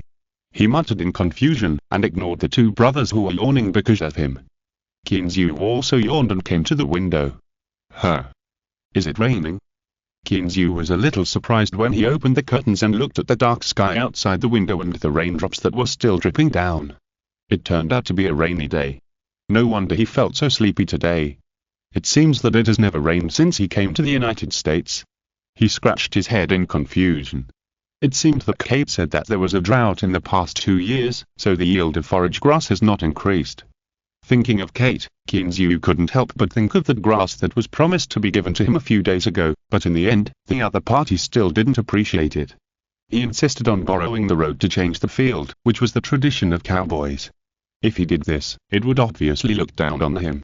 Shaking his head and smiling bitterly, Kinzu finally had no choice but to accept the check of $20,000 that he handed over. Although the money was not much, it was still a very good price for some grass, especially when it was not hay. After going to the bathroom to wash up, Kinzu didn't change his clothes. He wore a set of plaid pajamas and a pair of slips and came to the living room. "Mengyo, good morning, why don't you sleep a little longer since it's raining?" Looking at Mengyo, who was wearing a pink top, white cropped pants, and had long black hair, lying lazily on the sofa watching American TV series, Kinzu smiled and greeted her. Hearing Kinzu's voice, Mengyo came back to her senses from the wonderful plot on TV, raised her hand to check the time, rolled her eyes at this lazy guy, and said, "It's still early. You pig, it's already 11 o'clock, can't you have lunch right away? Ha, isn't this not going to work? By the way, Wang and the other should have gotten off the plane, right?" Looking at the beauty's slightly angry look, Kinzu sat down next to her and laughed. "That's right, Kinzu drove the guys to New York's Kennedy International Airport last night and watched them get on the plane. Although they were reluctant to leave, there was nothing they could do, because they were all working class and had to look at the faces of their bosses and superiors. Even Wang Ming, the only idle staff, was dragged back to manage the company by a phone call from his father. According to his father's original words, "If you don't come back to help me, I will go have another child with your mother, and you can do it yourself." This really worked for Wang Ming, not for anything else, but because he was afraid that this old guy would really have another child on impulse. You know, he had a child when he was old. Now he is almost 60 years old, and he still has a child. However, everyone left, but Surui and Mengyo, 2 employees, stayed. There was no other way. Although the company was small, it also had cross-border business. Before boarding the plane, Surui received a call from her best friend. Shinui law firm happened to have a case in the United States.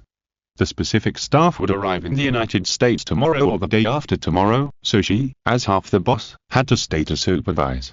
When she heard the news, Surui was so happy. Now she could have a few more days to play. At the time, she hugged the phone and kissed it several times, which confused the people on the other end. After hanging up the phone, Surui went to refund the plane ticket without saying a word in the envious eyes of Wang Ming and others. She didn't want to go back at first, but she was afraid of being complained by the big boss of the law firm, that is, her other best friend, so she had no choice but to buy a ticket and go back with a few people. Who knew that things would suddenly take a turn? Although she still had to work here, she would have time to play, right? It should be soon. We took the plane at 7 o'clock yesterday, and it's almost here now. Mengyo curled up on the sofa, leaving enough space for Kinzu, and then said uncertainly. Alas, they finally went back. I was exhausted these days. Rubbing his sleepy eyes, Kinzu couldn't help but yawn again. Since those guys came, he hasn't had a good sleep for a day, and he is either running or running around every day. You've worked hard these days, come and give you a massage. It's okay, just lie down and don't move around. Mengyo, who was choked by Kinzu's words, had to glare at this guy helplessly, and gave him a warning with a blushing face. After giving the warning, Mengyo looked around nervously, and made sure that no one was there, so she breathed a sigh of relief in her heart. Hurry up. I'm almost asleep. Pretending to yawn, Kinzu urged him impatiently. After a while, Kinzu felt 2 warm hands slowly covering his temples and began to press slowly. How is it? Does it hurt? Feeling a little uncomfortable with the pressure on her thighs, Mengyo slightly changed her sitting position, her face flushed, and asked softly. Well, it doesn't hurt, it's comfortable. After saying that, Kinzu couldn't help but yawn again. This time he was not pretending, but he was really a little sleepy. As she pressed, Mengyo slowly got into the state, put away her shyness and began to help Kinzu press seriously. After a long while, until she had pressed Kinzu's entire head, Mengyo said a little tiredly. Okay, Kinzu, do you feel a little more comfortable? Chapter 239 Repair. Subscribe. After calling a few times, Kinzu didn't respond, and Zumengyo felt a little cold on her legs.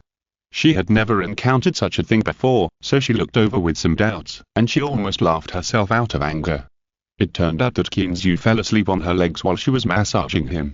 The most hateful thing was that he didn't say anything when he fell asleep, and he didn't know what he dreamed about, but he was drooling.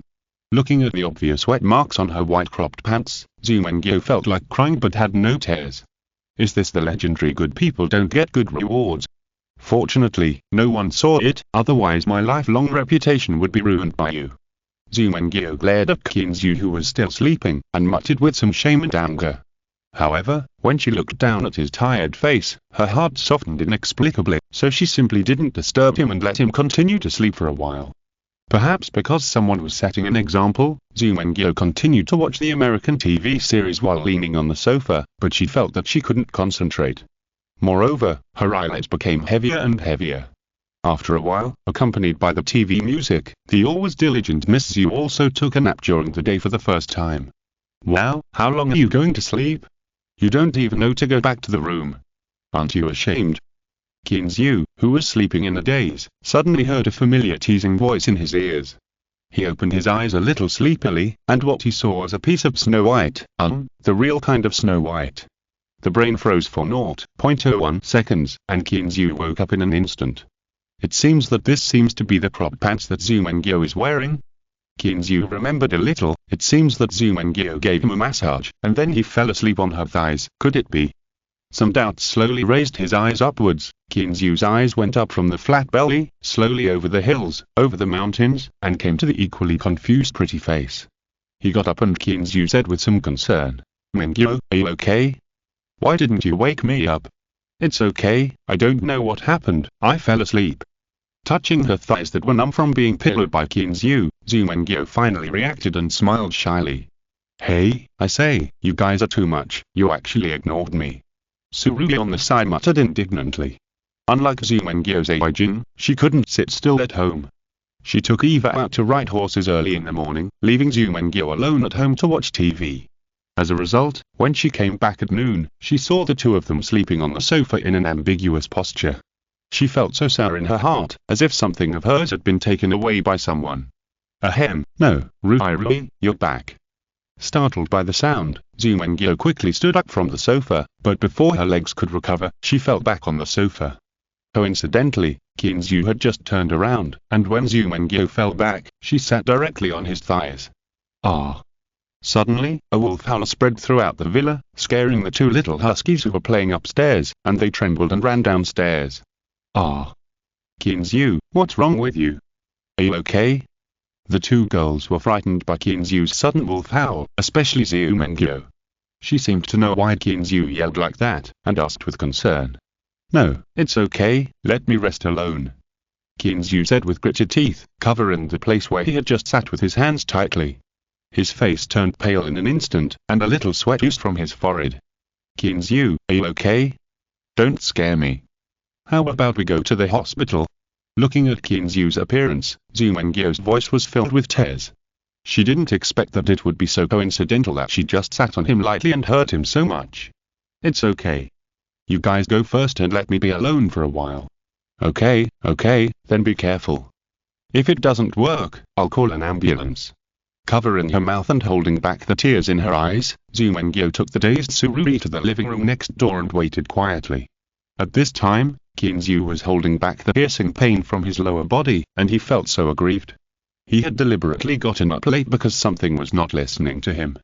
Who knew that he was sat on before he adjusted his position? It should have been a very romantic and beautiful sitting, but because something was not listening to him, he almost broke it. Even so, the piercing pain made him tremble a little. System, come out quickly." "Host, how can I help you?" A mechanical voice, without any emotion, rang in Kinzu's mind. "Is there any way to repair the damage?"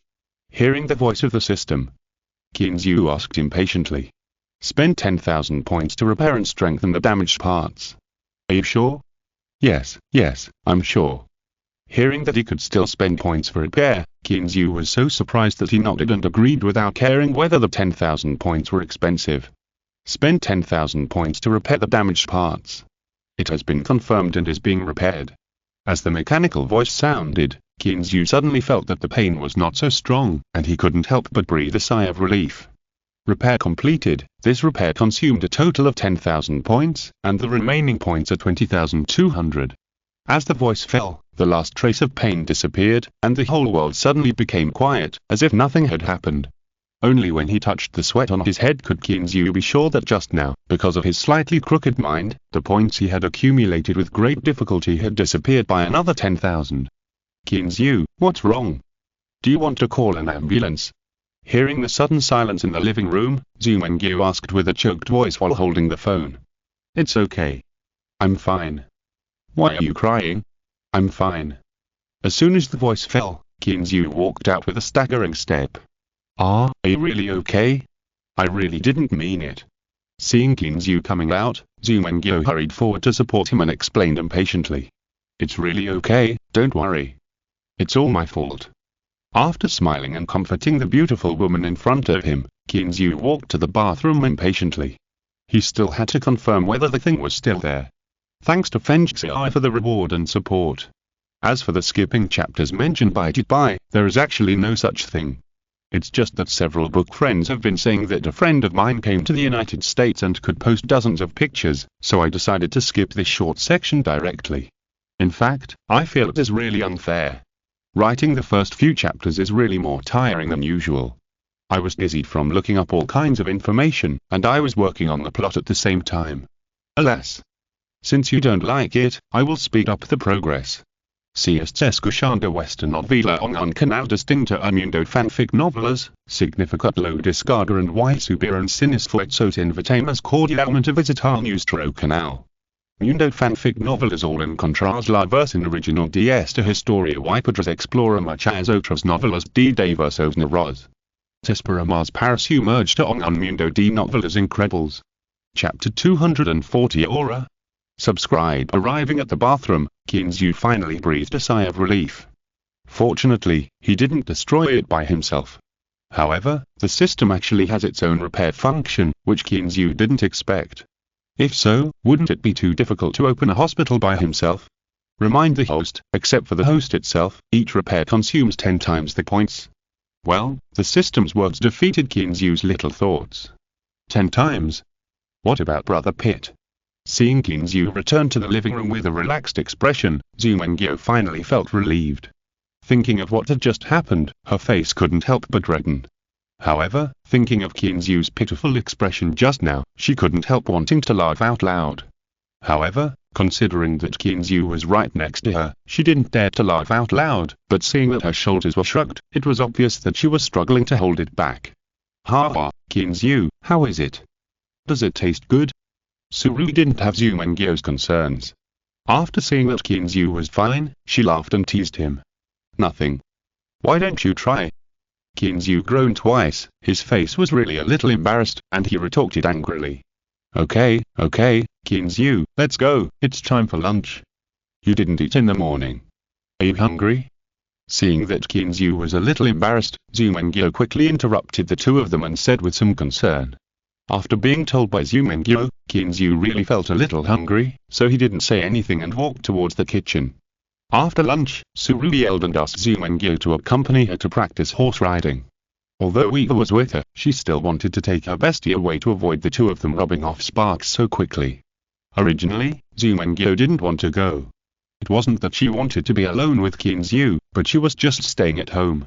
She would rather stay at the villa and watch TV than go out and run around.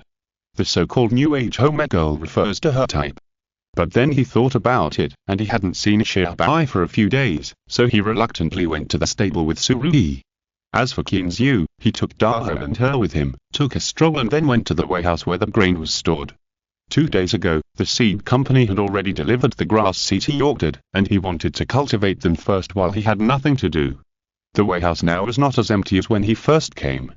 Perhaps because he had a premonition that it would rain today, John and his friends dried the grass they had harvested in the past few days and then transported it all to the warehouse for storage. At this moment, Kinzu was looking at a pile of grass and was a little worried. His ranch could not use so much hay. Although John suggested that he keep it for emergency use in winter, he knew the growth of new grass. If he planted it in the next few days, it would not take long for new grass to grow. After sending the two listless kids to play, Kinzu strolled to the other side of the warehouse, where grass seeds were piled up like a hill. Again, these were the seeds sent by the seed company called Patrick last time, 6 truckloads of them, which stunned Wang Ming and others who were still here at the time. At the time, Wang Ming sighed, "This is not land at all, it's all US dollars, and hundreds of thousands and millions of dollars have been invested before I even saw the money." However, Kinzu didn't think much of it. If he could still lose money with the system, he wouldn't have to live, and he could just find a piece of tofu to kill himself. Although John was a little confused about why the seeds were sent by a local seed company instead of by Kinzu's so-called friend's laboratory, he was smart and chose to remain silent and didn't get to the bottom of it, which also made Kinzu breathe a sigh of relief. Otherwise, it would be a hassle to explain, because Wang Ming and others knew him inside and out, and he didn't know any friends who studied seeds, and they were abroad. Shaking his head and putting aside the confused thoughts in his mind, Kinzu followed the last procedure. Just when he wanted to choose to cultivate all the seeds, he was shocked to find that he could not choose any more. System? What's going on? Why can't I cultivate the seeds? Kinzu frowned and asked in confusion. Since the system was upgraded, Fefudi rarely appeared. In addition, when he called it, it was always this emotionless system that answered, so Kinzu rarely called the system. "Hello, host, because everything has to be given and gained, and there will be rewards only if you pay. Just tell me why you can't cultivate forage grass now." Kinzu waved his hand impatiently and interrupted the system's long speech. "What I care about now is why it failed. As for this principle, the first grade teacher taught it. Do you still need you to teach me?" Answer the host, "Because everything has a spirit, whether the system is transforming plants or animals, it needs spiritual energy." Listening to the system's somewhat mechanical answer, Kinzu was even more confused. Spiritual energy? Why didn't I hear Fefudi mention it at the beginning? What is aura? How to obtain aura? Why can't I see this option? Kinzu opened the system panel and looked at it for a long time, but still found nothing. He asked again in frustration. Aura is a kind of power that floats between heaven and earth. It is necessary to transform animal genes and cultivate grass seeds. As for how to obtain aura, the system will automatically absorb the aura value wandering in the air every day, and randomly increase it by 1 to 3 points every day. The upper limit of the first level ranch is 100 aura points. After listening to the system's explanation, Kinzu seemed to understand a little, but he felt even more confused. He couldn't help but ask again, "Then why can't I see this value?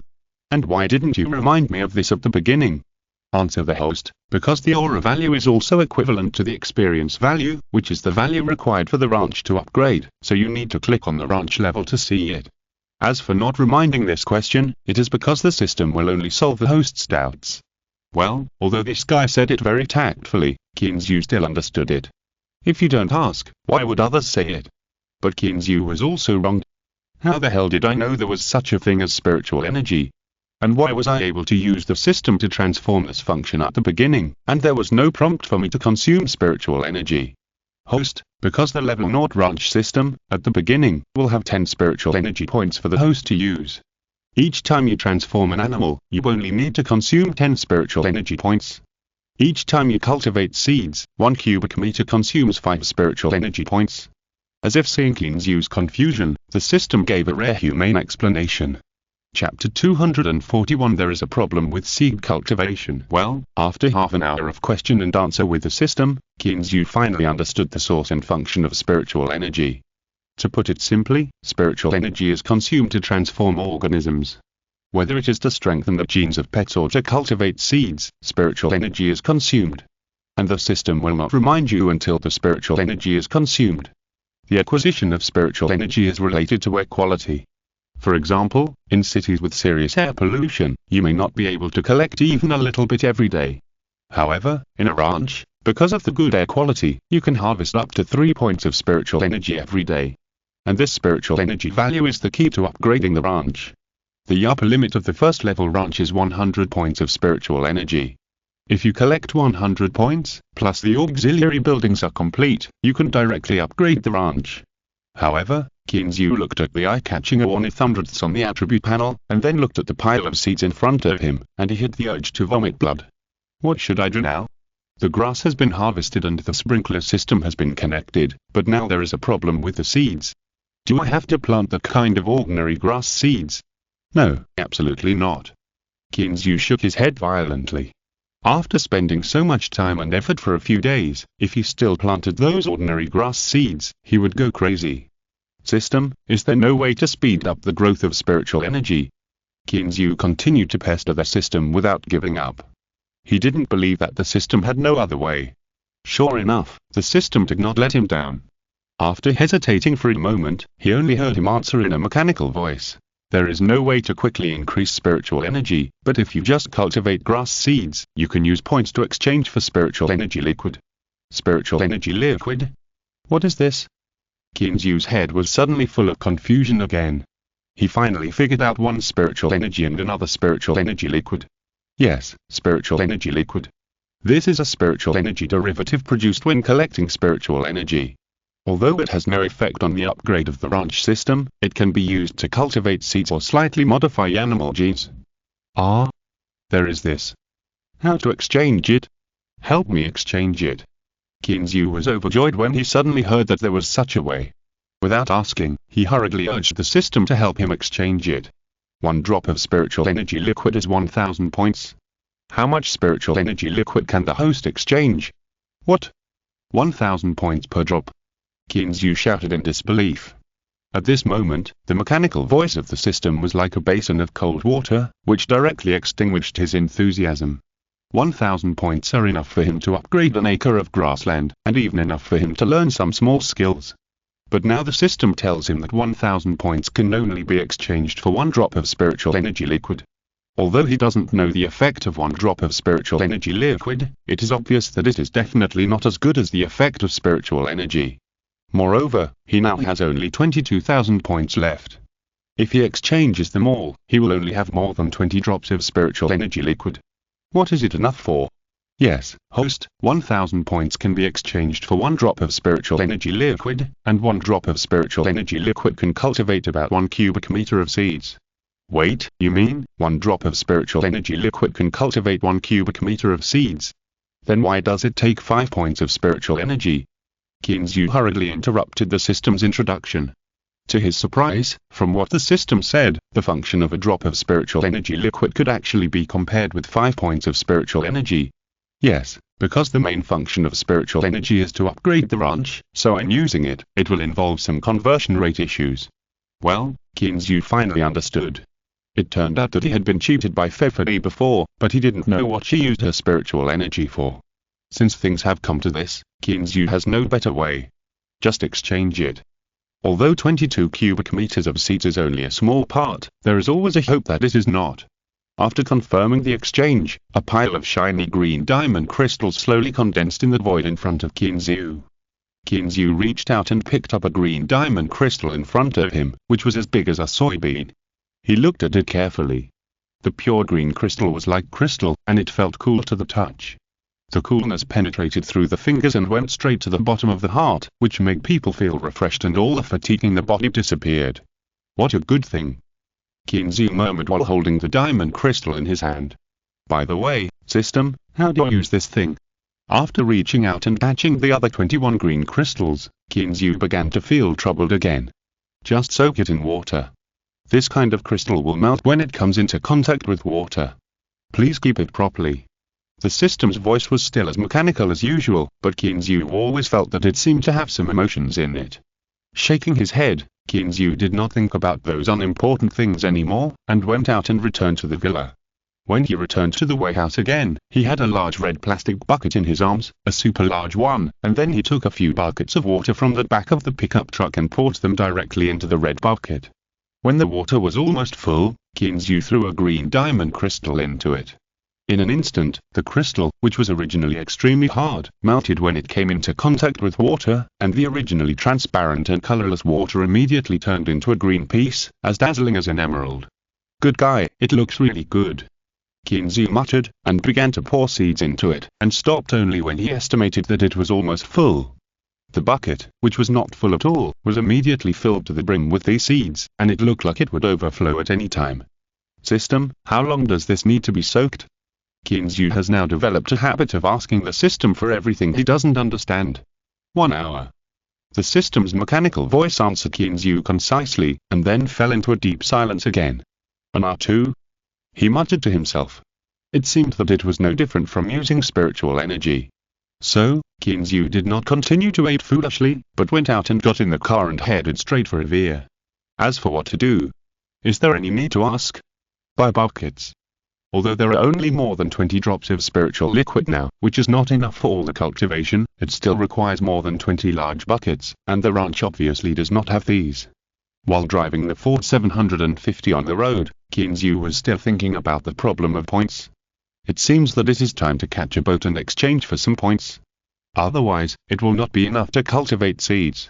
Looking at the cars speeding by like little puddings outside the window, Kinzu was scratching his head while sitting in the pickup truck. It seems that if he wants to build a ranch, there is still a long way to go. Chapter 242 Chat Software. When Kinzu returned to the ranch again, the car was already full of big red barrels. He thought that this was just right for 1 cubic meter of seeds, so he bought all of this. Hey, boss, why did you buy so many barrels? John stood at the door of the warehouse in a raincoat, looking at the car full of red barrels with some confusion. What was the boss going to do? At this moment, it was still drizzling outside. Although it didn't affect the trip much, Kinzu still didn't let them go to harvest grass again. After all, it didn't matter if they stopped for a day. They couldn't let these foreigners accuse them of abusing their employees. This place is not like China. These guys are so delicate and they always go to the guild. Hey, John, come and help me move it. Without answering him, Kinzu waved his hand, motioning him to come and help him move it. Seeing Kinzu waving, John came back to his senses, put down the things in his hands, and hurried over to help. By the way, John, why are you here? After working for a while, the two put all the barrels into the warehouse and arranged them. Kinzu looked at John with some doubts. There was nothing to do today. Shouldn't he be at home at this time? Oh, boss, I came to get some hay. The cows and sheep were not allowed to go out today. Although it was drizzling, it's better to stay in the pen and feed hay. Shrugging his shoulders, John returned to the outside of the warehouse, drove in a forklift, and started moving hay. Ignoring John, Kinzu started to busy himself again, fetching water, pouring water, and putting seeds. He was busy for more than an hour before he used up all the 21 spiritual liquids. Looking at the rows of red barrels, Kinzu just felt a sense of accomplishment, but he accidentally glanced at the pile of seeds next to him that had become a small mountain. He sighed in frustration. The revolution was still very long. At this time, the seeds in the first leather bucket were ready. Kinzu walked over to take a look and was surprised to find that there was no drop of green liquid in it. And the seeds became very full and round, without any feeling of being soaked in water. What's going on? Kinzu touched his head and was puzzled by this phenomenon. However, he never thought about things that he couldn't figure out. Anyway, it was enough to have a result. He packed the bucket of seeds in a bag and sealed it, and then piled it in the corner. He raised his hand to check the time. It was quite early, so he teased Daha and Xiaohe in the warehouse and waited for time to pass. Finally, when Kinzu's patience was about to run out, the green liquid in the bucket began to disappear one after another. Kinzu didn't care about teasing the two little guys anymore, and began to pack the seeds quickly. After he sealed all the seeds and piled them in a corner, he walked out of the warehouse. But when he got outside, he found that the rain outside was getting heavier, which was completely different from the drizzle in the morning. There was no other way, he could only rush into the pickup truck in the rain and drive directly back to the villa. When he arrived at the door, the two little guys were standing at the door looking around. When they saw Kinzu coming down, Daha and Xiaohe happily shook their short tails, obviously waiting for Kinzu to come back. You two guys, you left me alone and ran away, you are really not loyal enough. Pinching Daha's handsome dog face, Kinzu smiled and teased the two guys. He just looked for them, but he didn't expect the two guys to slip back to the villa by themselves. Ignoring the two little guys who were crying woo-woo in grievance, Kinzu came to the living room and found that Zumengyu and the other girl were wiping their wet long hair, and their clothes were also wet. What's wrong? Did you get wet? Looking at Zumengyu wiping her long black hair, Kinzu asked with concern. It's okay, the rain suddenly got heavier, and I didn't have time to come back, so I got a little wet. Zhu Mengyo said a little embarrassedly, sticking out her tongue playfully. Then hurry up and take a shower and change clothes, don't catch a cold. After saying that, Qin was speechless when he saw the two girls running upstairs in a hurry. How did they grow so big? However, looking at Zhu Mengyo's perfect curves, Qin regretted it again. If he had known, he would have admired her for a while longer. At night, Qin received a call from a few guys to report that they were safe. It turned out that they arrived at night, so the guys went to the hotel to sleep directly, and only then remembered to call Qin. After Qin scolded the guys on the opposite side and hung up the phone, Zhu Mengyo and the other girl came down in pajamas. Is it Wang Ming and the others? Sitting next to Qin, Zhu Mengyo asked with some confusion. Yes, these guys, they actually slept with their heads covered when they arrived, and now they remembered to call me. Shrugging helplessly, Qin said that he was ignored. Ha, it's normal. You have to understand that they have been on a plane for more than 10 hours. After comforting Qin with a smile, Zhu Mengyo began to watch American TV series with great interest. According to her, some American TV series here are not available in China. However, Qin watched for a while and said that he was not interested in these. He still liked the blockbuster movies, not this kind. So he simply lay on the sofa, holding little Jerry in his arms, stroking its fluffy tail, and began to fiddle with his gold mobile phone. I say, Qin, you haven't registered Twitter yet, have you?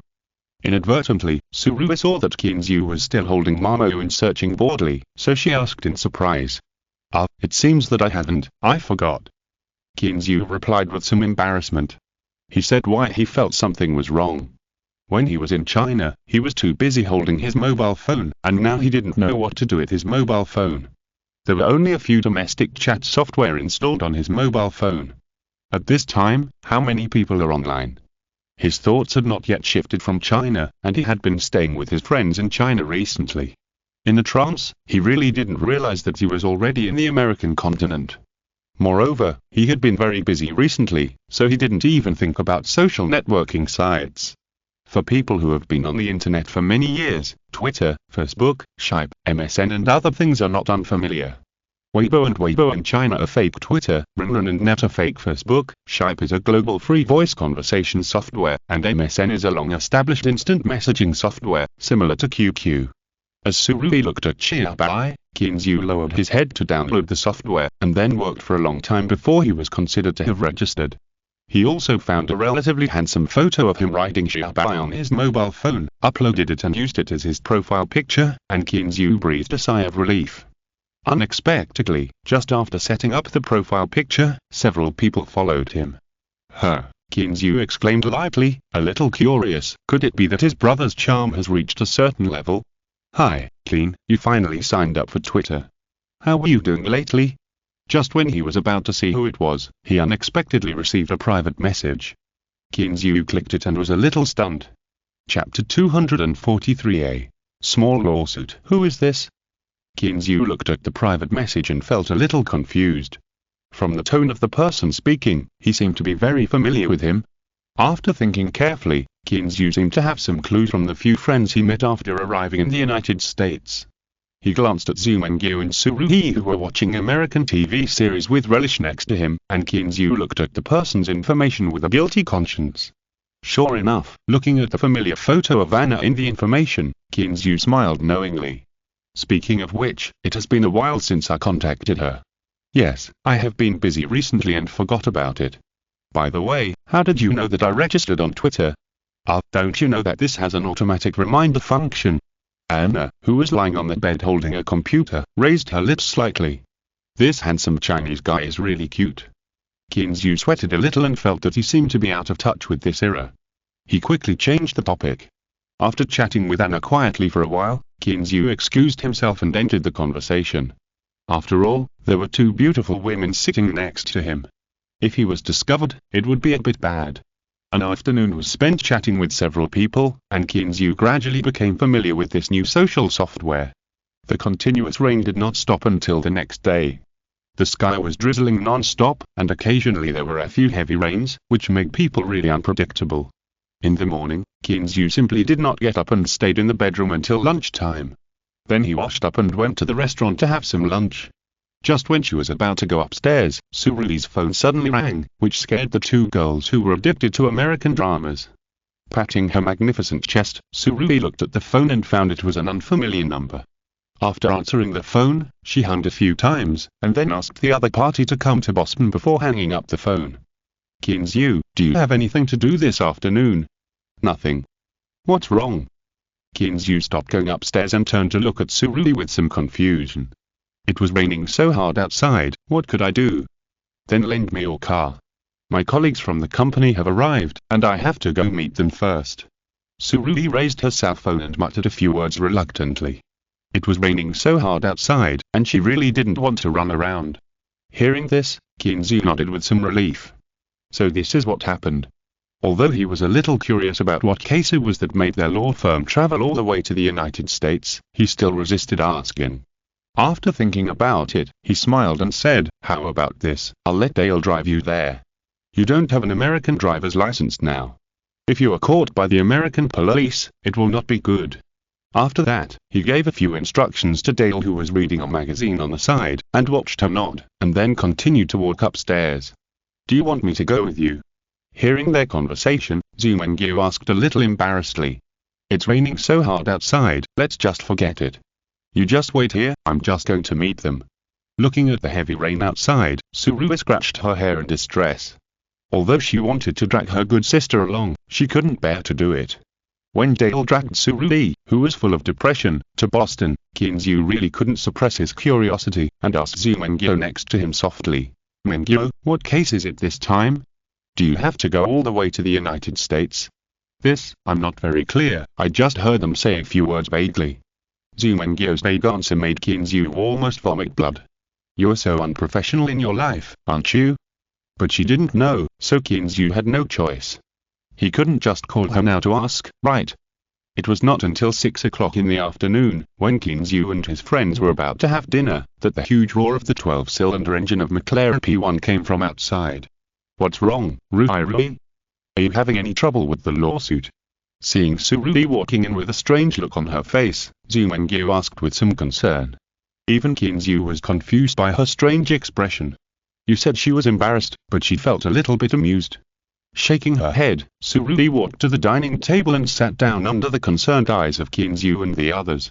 She rubbed her temples in distress, looked at Kinzu and asked, "Kinzu, do you have any familiar lawyers in the United States?" "Yes, the one you met last time, David." "What's wrong? Do you need help?" Hearing Suruli's question, Kinzu nodded quickly. It seemed that this girl was really in trouble. "Can you help me call him? I have something I want to consult him about." Surui asked embarrassedly, stroking her hair in front of her forehead. "No problem, I'll call now." After looking at Zumengyu, Kinzu took out his mobile phone and called David. "Hi, Clean, you haven't contacted me for a long time. What's wrong? Is there anything?" The phone rang twice and was picked up by David. However, a foreigner is a foreigner after all. After just a polite remark, he went straight to the point and asked. "It's like this.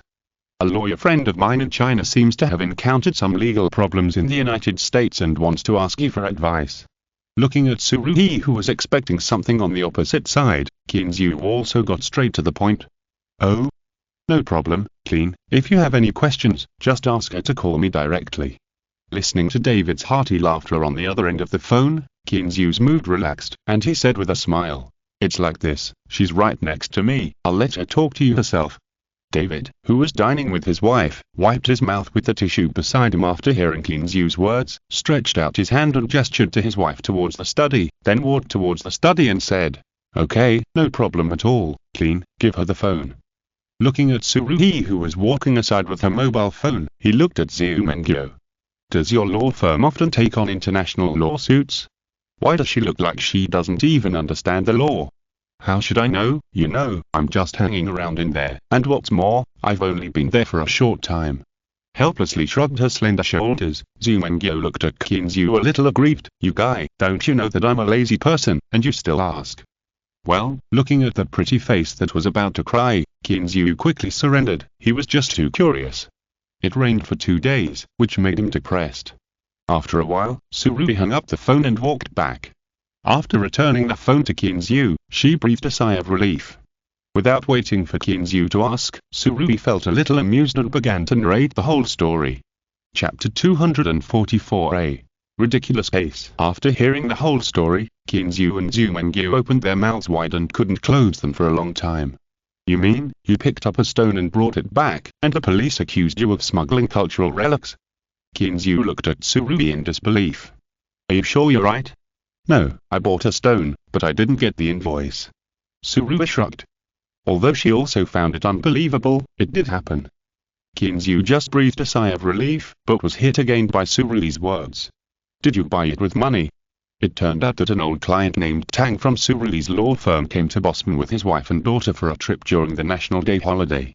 When they were in the tourist area, his daughter saw a very good stone handicraft sold on a street stall, so Mr. Tang spent $20 to buy it and planned to take it back as a souvenir. But he knew that this purchase would cause trouble. When he wanted to return home after playing, he was told by the airport staff that it was a cultural relic and asked him for an invoice. This man was a little confused at the time. Cultural relic? Aren't American cultural relics too worthless? And where are the invoices for the things on the street stalls? Because the client surnamed Tang and his family could not provide invoices, they were directly accused of smuggling cultural relics by the Boston police who arrived later. That night, Mr. Tang and his party spent the night in the Boston Police Department, and his wife, Ms. Jiang, was detained in isolation. The next day, Mr. Tang and his party were sentenced to freedom by the Boston court, but the prosecutor rejected the verdict, so Mr. Tang and his wife were detained in the foreign detention center for another night. When he was accused, he thought of the Shinui law firm he had been cooperating with. It's not that the lawyers in this law firm are so smart, but the key is that they have a hard way. In addition, he didn't trust Americans very much, so Mr. Tang called the law firm as soon as possible. When Surui's best friend heard about this, she didn't think about it and directly sent a team of lawyers to the United States, and asked Surui, who was traveling in the United States, to take over the case. She didn't believe it. The Americans didn't recognize the law. This afternoon, after Surui met up with the lawyers, she briefly learned about the situation and went directly to the police station to conduct a series of mediation and protests. Although they successfully bailed Mr. Tang and his wife and daughter out of the detention center, they were told that they could not leave the country within a month and had to wait for the court to make another ruling. Due to the lawsuit, Mr. Tang and his family could not leave the United States, and they could not even leave Boston. They had to report to the police station to change hotels. Not to mention Mr. Tang, even Surui was not satisfied with this result, so she wanted to work with local lawyers to find a solution. Although their law firm was well known in China, it was not very effective after going abroad. What should we do now? Kinzu asked with some concern. Such a bloody thing really happened in the United States, a capitalist country. Wait until tomorrow. Mr. David said he would come tomorrow. Sorry to bother you again. She looked at Kinzu apologetically. She knew why David was so active, and with David, one of the top lawyers in the United States, she believed that this matter would become very simple. It's okay. With David, I believe that problem will be solved soon. If it doesn't work, I will go with you. Touching his nose, Kinzu suddenly thought of something, so he said to Surui with confidence. You? What's the point of you going? Although you have money, they don't charge. At this time, Zumengyo, who was sitting next to him and finished her meal, took the paper towel on the table and wiped her mouth. After hearing that the problem could be solved, she felt relieved, so she chuckled and hit Kinzu. Hey, have you forgotten what happened some time ago? At the time, the deputy chief of police in Boston came to apologize in person. Do you think it would be useful for me to go? Kinzu pouted proudly, and boasted as much as he could. Anyway, they were not at the scene at the time. Really? Surui looked at Kinzu suspiciously. This guy was almost boasting to the sky. You have only been in the United States for a few days. How do they know who you are? Don't you still don't believe it? Don't you watch the news? I'm a member of Pingo's board of directors. How dare he not apologize? Seeing the doubtful eyes of the two girls, Kinzu laughed and continued to brag. Anyway, he was indeed a shareholder of Pingo, and they did apologize, although that was just for the sake of others' face. And he also swore quietly in his heart that he should work hard and there must be a day when others will look at his face. The next morning, before Kinzu got up, he received a call from David, saying that he had arrived in Boston and asked Surui to go over. This guy, is he too dedicated? It seems that I have to give him more red envelopes at the end of the year. Muttering to himself, Kinzu reluctantly got up and put on his clothes. After changing his clothes, Kinzu came to the window and opened it. Wow, it's finally sunny. The weather is really good today. Looking at the light blue sky outside the window, there was a rising sun in the morning, red and dazzling. Kinzu took a deep breath of the fresh air outside with some moisture, then washed up and went downstairs. Hey, so early. Looking at Surui and Zumengyo, who were dressed neatly and eating breakfast in the restaurant, Kinzu greeted them with some surprise, and then said to Surui, "By the way, Surui, David has already arrived in Boston. When are you going there?" "Really? So soon?" Surui muttered in surprise. She had gotten up early enough today, but she didn't expect that the Americans were so dedicated and arrived in Boston so early in the morning. After quickly finishing the milk in the cup, Surui adjusted her neat red suit and looked at Zumengyo beside her and said, "Mengyo, are you going to? The sports car can't fit you. Doesn't Kinzu have another car? If not, we can drive a pickup truck. It's such an interesting case, I really want to go and take a look." Zumengyo, who was drinking pure white milk, smiled and replied. The curve of her lips and the pure white milk made Kinzu a little eager to move. In addition, this girl, who didn't know where she got a milky white suit, wore it to highlight her proud bust. Especially under the suit skirt, the pair of perfect legs exposed, the snow white and crystal skin was so soft that it could be blown away, plus the perfect leg shape and the jade feet hidden in the wide high heels, made Kinzu feel that he couldn't play with them enough in a year. Chapter 245 Going out to sea. After Dale drove the night the 15th and took Zumengyo and her two daughters to Boston, Kinzu took out his cell phone and called Will, who was at the dock. "Hi, boss, good morning." Will, standing on the dock and enjoying the sea breeze, seemed to be enjoying the most beautiful thing in the world, with such enjoyment and satisfaction. "Will, check the fishing boat. We are going out to sea today, and it is time to harvest the fishery." Kinzu took a sip of the still warm pure milk brought by Eva, with a little urgency in his tone. The matter of forage seeds is imminent, but Kinzu just checked and found that the spiritual energy value increased by 3 points yesterday as the system said. But what's the use? With such a large pile of seeds, let alone 3 points a day, Kinzu would think 30 points a day is not enough. So now the urgent thing is to earn points. Only by exchanging enough spiritual energy liquid can the smooth supply of seeds be guaranteed. As for earning points, for now, the only way is to go out to sea to catch fish and sell them, so as to quickly collect the required points. "Okay, boss, I'll go and prepare." After saying that, seeing that Kinzu had nothing to do, Will hung up the phone. Then he shouted loudly to the fishermen who were still playing not far away, "Hey, get moving, the boss is going out to sea today, who dares to be lazy, see how I deal with him." The fishermen who were playing in the distance, when they heard Will's words, immediately stood up and ran to the fishing boat. Speaking of it, when these fishermen are not out to sea, it is the easiest, but once they go out to sea, it becomes the most tiring. But these guys still love to go out to sea the most. Who let them go out to sea to get subsidies, and the reason for being a fisherman is to make more money. After a simple breakfast, Kinzu cooked some beef for the two little guys as usual. As long as he is free, he will do these things himself instead of bothering Eva. "Hey, little guy, I almost forgot about you." After Da Hectors and Xiao Hectors brought the stainless steel food bowl that they had lived much cleaner than the new one, Kinzu saw the little guy next to them. After distributing the beef to the two huskies, Kinzu turned back to the kitchen to get a carrot, cut it into small strips, and put it in the food bowl in front of Dudu, who was still squinting his eyes. Seeing that there were suddenly a few red things in the stainless steel food bowl in front of him, Dudu, who was a little powerless due to hunger, lowered his head and started to eat without saying a word. Looking at Dudu, who had finished eating the food and stretched out his pink little tongue to lick the delicious mineral water in the stainless steel food bowl next to him, Kinzu felt a little emotional. It was not easy. After 2 days of feeding, it finally became familiar with this new home. At least in terms of eating and drinking, Kinzu felt that there should not be too many problems. After settling the little ones at home, Kinzu changed into dark casual clothes and rushed to the dock. There was no other way. He jumped in the closet for a long time, but he couldn't find that cheap and durable clothes. The cheapest one was this set of grey casual clothes that he picked at the Armani store. As he walked, Kinzu shook his head and sighed. Was he a little too wasteful? He wore such good clothes when he went out to fish. But who made me rich? After shaking his head and sighing for a while, Kinzu came to the dock.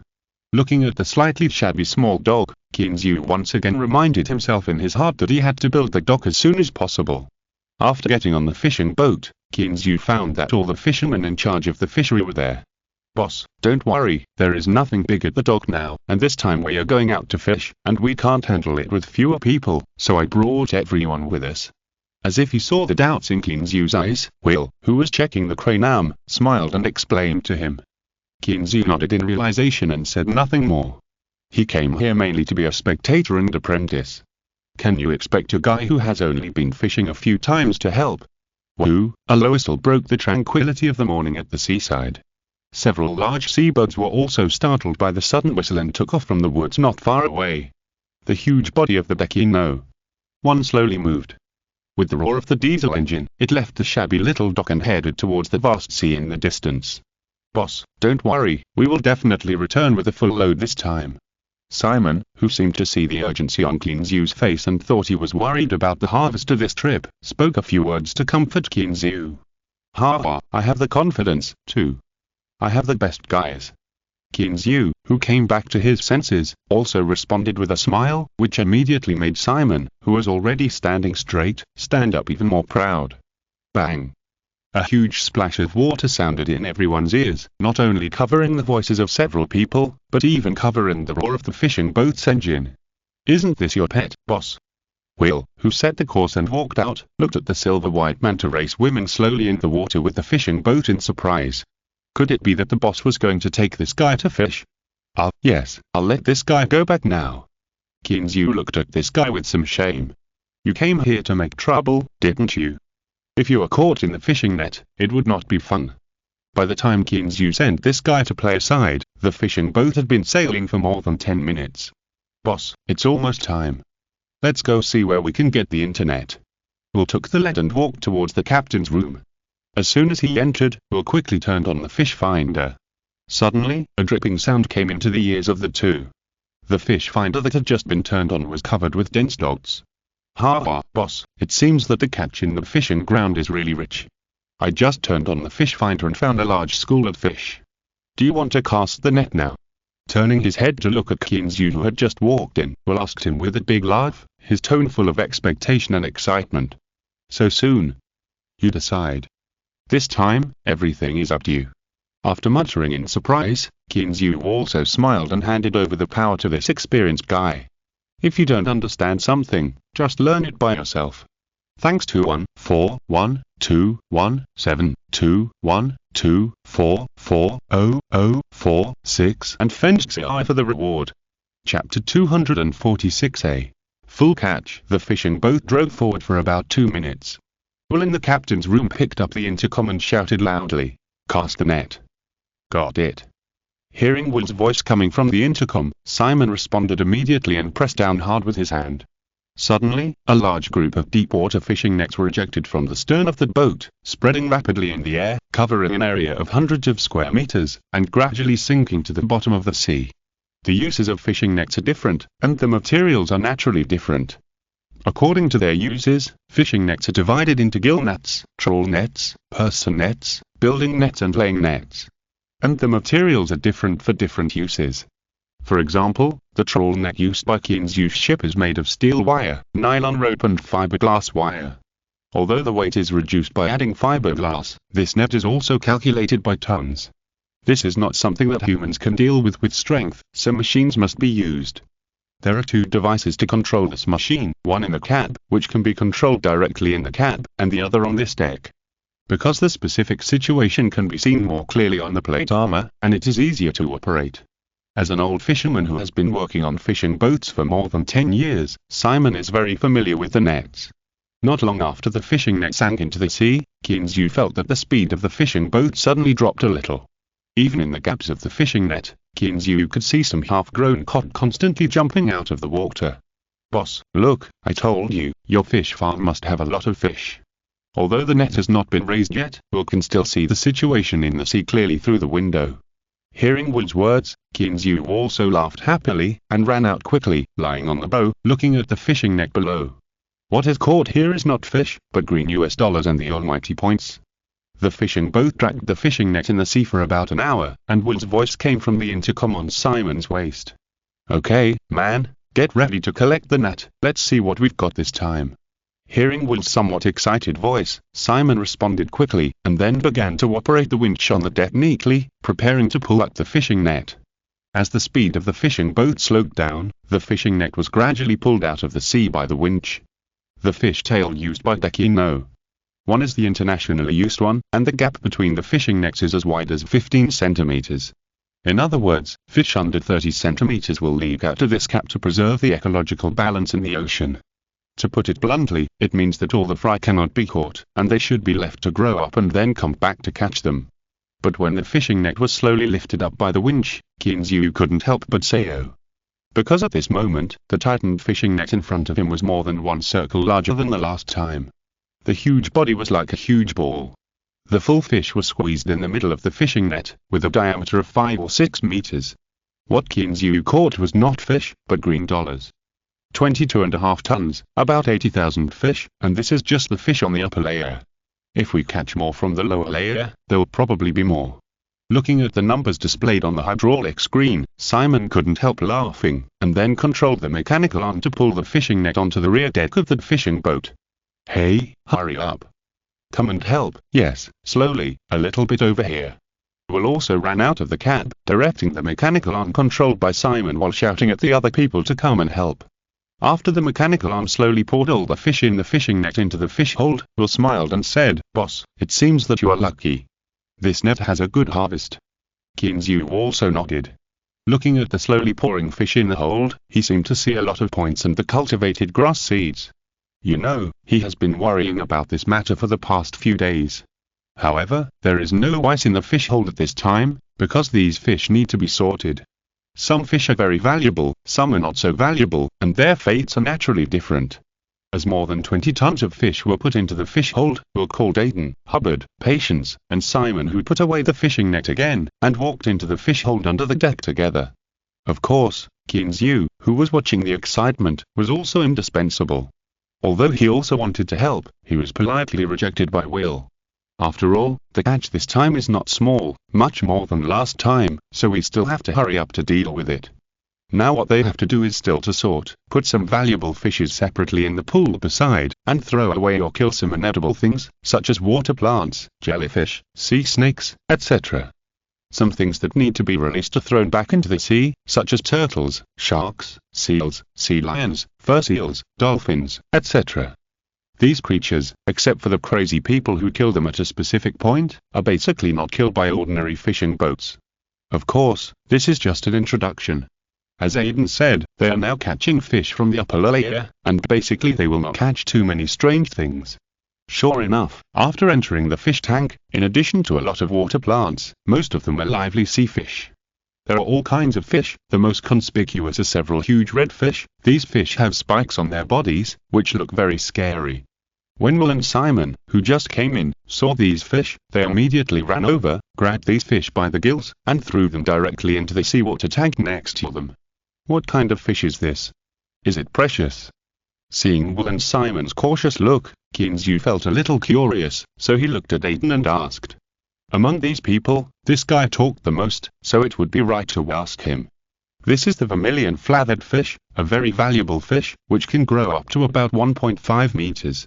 It originally lived in the Pacific Canada region, but later it was cultivated in the Newfoundland fishery, so we have a lot of them here. Sure enough, Aiden heard Kinzu's question and immediately began to introduce it. As for sorting fish, oh, aren't there a few people there? The world is big, and the boss is the biggest, isn't it? Si est escuchando esta novela en un canal distinto a mundo fanfic novelas, significat lo descarga and y subir en sinis fuerzos invitamos cordialmente a visitar nuestro canal. Mundo fanfic novelas all encontrar la versión original de esta historia y podrás explorar muchas otras novelas de diversos narradores. Te esperamos para sumergirte en un mundo de novelas increíbles. Chapter 247 Sorting Enjoy. First update, please subscribe. This kind of fish is very expensive. Not only can it be eaten, but it can also be raised as an ornamental fish. The one in your hand can be sold for about $1,000. Kinzu's eyes lit up when he heard Aiden's introduction. The scarlet flathead fish he just picked up was a half-grown fish less than 60 centimeters long. A fish this big can be sold for $1,000, which is 100 points. What if there are 10? 100? 1,000? Kinzu was drooling at the thought. 10 fish are enough to exchange for a drop of spiritual energy liquid. He suddenly felt that the price of spiritual energy liquid didn't seem to be very expensive, right? Because there were more than 100 such fish in front of him. It was probably a small school of fish that they caught in one net. In other words, just this net, these scarlet flathead fish alone can be sold for hundreds of thousands of dollars, not to mention the fuel cost, and even enough to pay for the fisherman's salary. What if, in the future, I specialize in raising this kind of fish? Then, wouldn't I no longer have to worry about points? Thinking of this, the arc of Kinzu's mouth corners became bigger and bigger, and he almost laughed wildly. However, Aiden's next words made his increasingly upturned mouth corners freeze. He was about to throw this kid into the sea. Boss, don't disbelieve me, this fish in your hand can't grow this big every 3 or 4 years, so it is so precious. Seeing the smile on Kinzu's mouth, Aiden thought that the boss didn't believe him, and hurriedly explained beside him. Looking at Aiden's confident look, he almost swore to the sky. Kinzu's mouth twitched involuntarily, thinking about it, how could such a precious fish be so easy to get a large number of them? Consumers are not fools. Things that are easy to get, no matter how delicious and tasty they are, will be devalued to nothing. Because, often the easiest things to get are the least cherished by people. It's okay to want to raise this kind of fish to earn some points and make a little money by the way, but it's a bit difficult to earn points in large quantities. After learning that the fish in his hand was so valuable, Kinzu became extra careful. This was 100 points, which was not easy. After putting the fish back into the seawater tank next to him, Kinzu quickly caught a red fish and prepared to put it in. He couldn't let all look down on him. Although he was the boss, he could still help. However, Aiden interrupted his fantasy in time. Aiden quickly reached out to stop him, and picked up another red fish from the side, saying, "Boss, this kind of fish is the vermilion flathead, which is valuable, and the one you caught is a rose fish, which is not worth much." He looked at the red fish in Aiden's hand with a confused look, and then turned his head to look at the rose fish in his hand. It seems that they are the same. Boss, the fish in your hand is called a perch, which looks like a perch, has a big mouth, big eyes, and spines on its head and cheeks. It is called ocean perch or rose fish here, and is also called Norwegian cod in Europe. The body of this vermilion flatfish is dark red, with grey spots on the sides, red mouth and fins, and the fins usually have black edges, and the lower jaw is rough and scaly.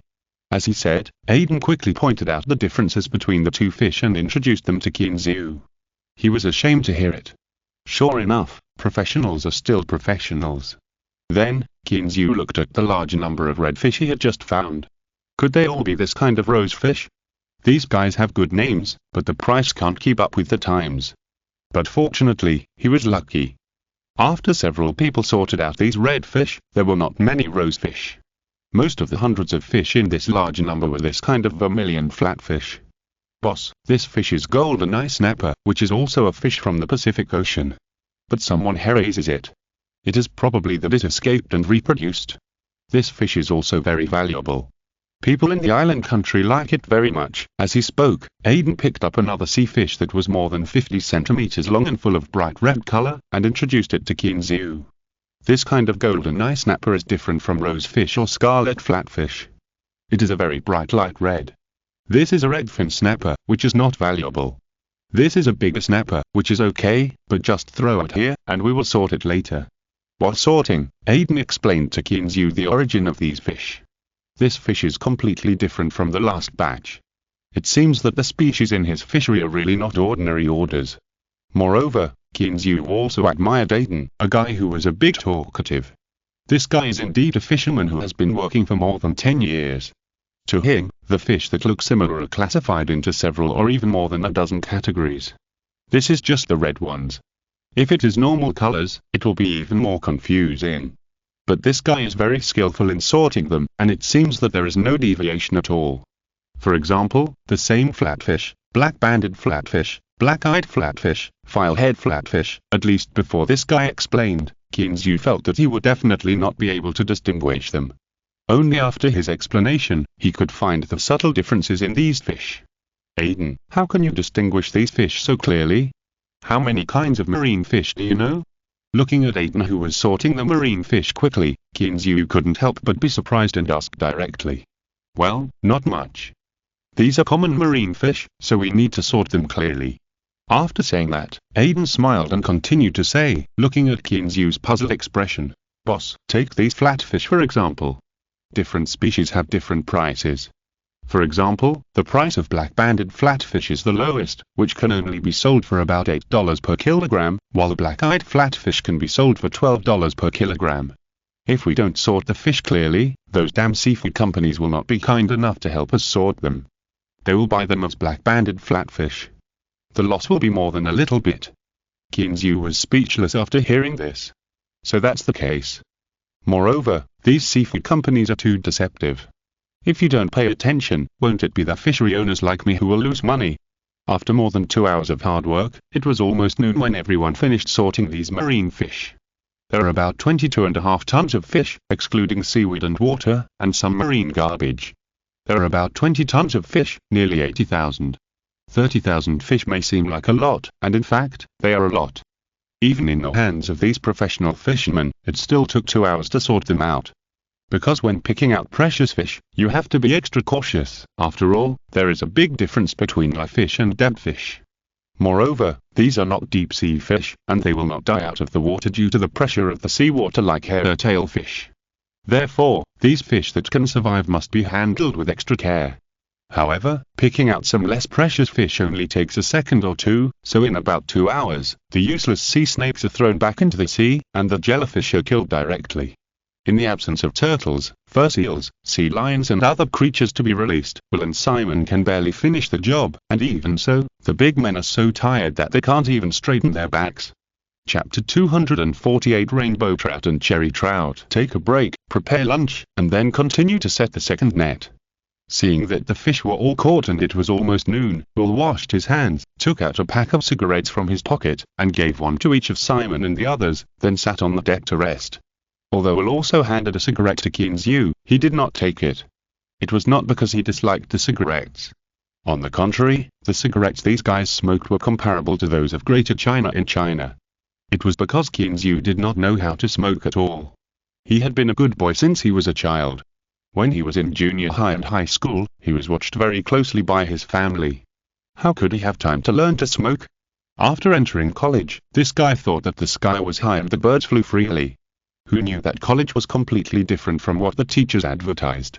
What is it okay to not have classes all day? What is it like to pick up girls? What is it like to play games all night? None of them were for him.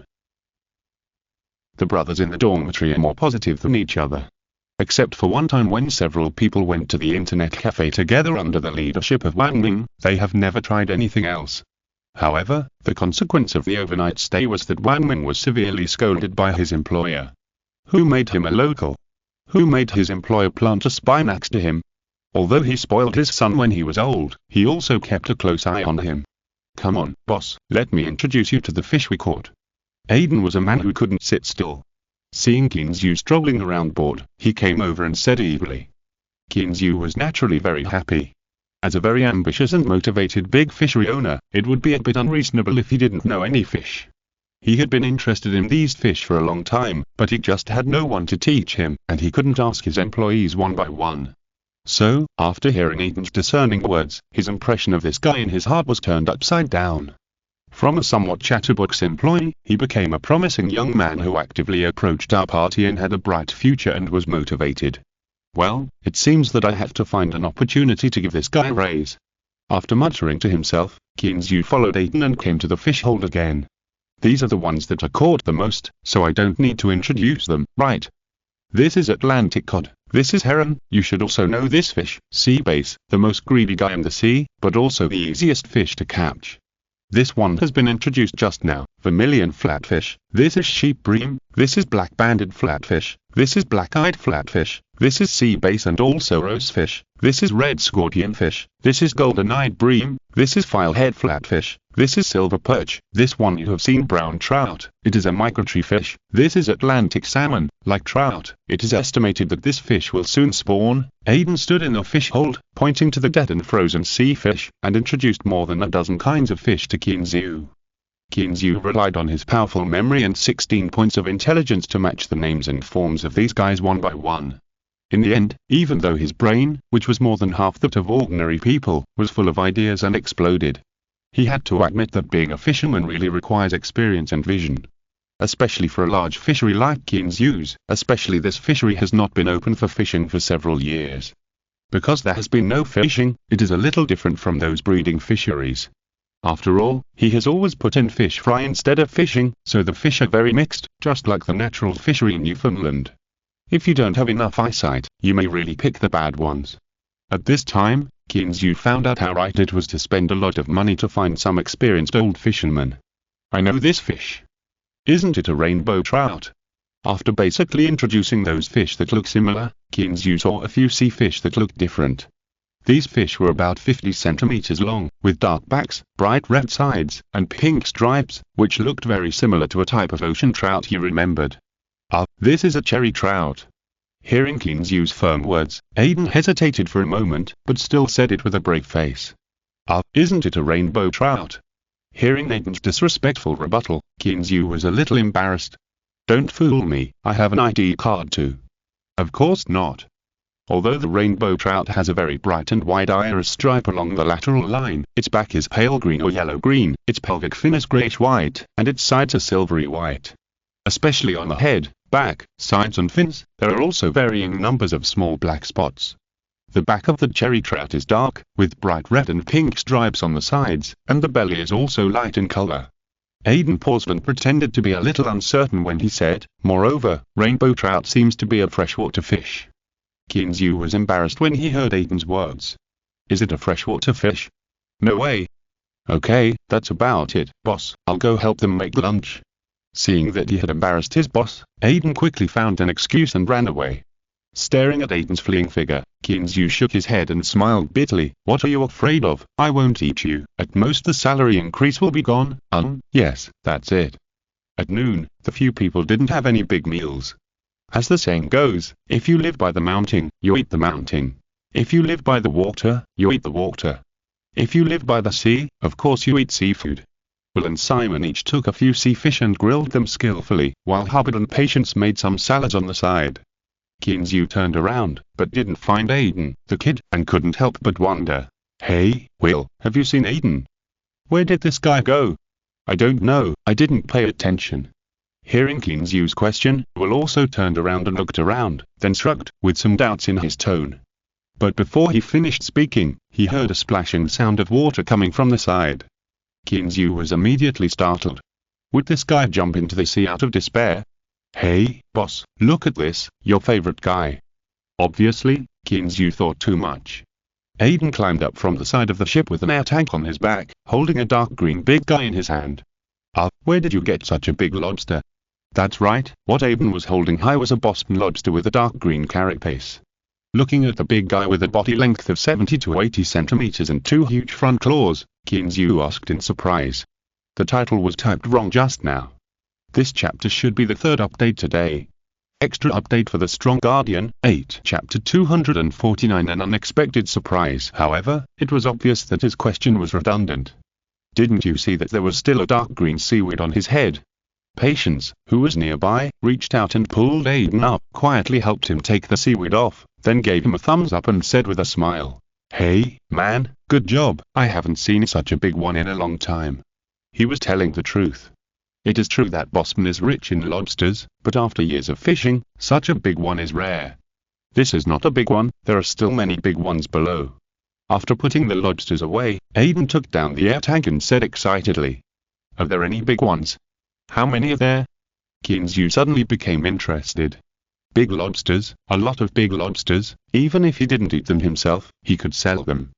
A lot, a large group, and there are not many reefs on the seabed. Aiden's eyes, which were already in excitement, seemed to understand Kinzu's meaning, and suddenly lit up. Just like a cat smelling fishy smell. Go, finish lunch quickly and continue to cast the net. The fact Will also understood Kinzu's meaning. He wanted to catch all these guys in one net, so there was nothing to say. After shouting, everyone ignored the big lobster that Aiden had worked so hard to bring up to apologize to Kinzu, and began to feast on the grilled fish that was already 8/10 cooked. Although Kinzu was very envious of the big guy with bared fangs and claws, he saw that others worked so hard to help him make money, so he didn't want to enjoy it himself, so he also took a grilled fish and started to eat it. Okay, guys, take a break for a few minutes. What are you going to do? This time the net should be put deeper. After a simple lunch, Will called everyone to take a break and digest the food. When everything was ready, Will's voice came from the intercom. Obviously, he had seen the existence of the group below from the fish finder. After hearing the order to cast the net, Simon pressed the ejection button again. The deep-sea trawl net that had just been prepared was thrown into the air again. The dark fishing net, under the dazzling sunlight at noon, shone with a metallic luster, and pressed towards the calm sea surface like an overwhelming force.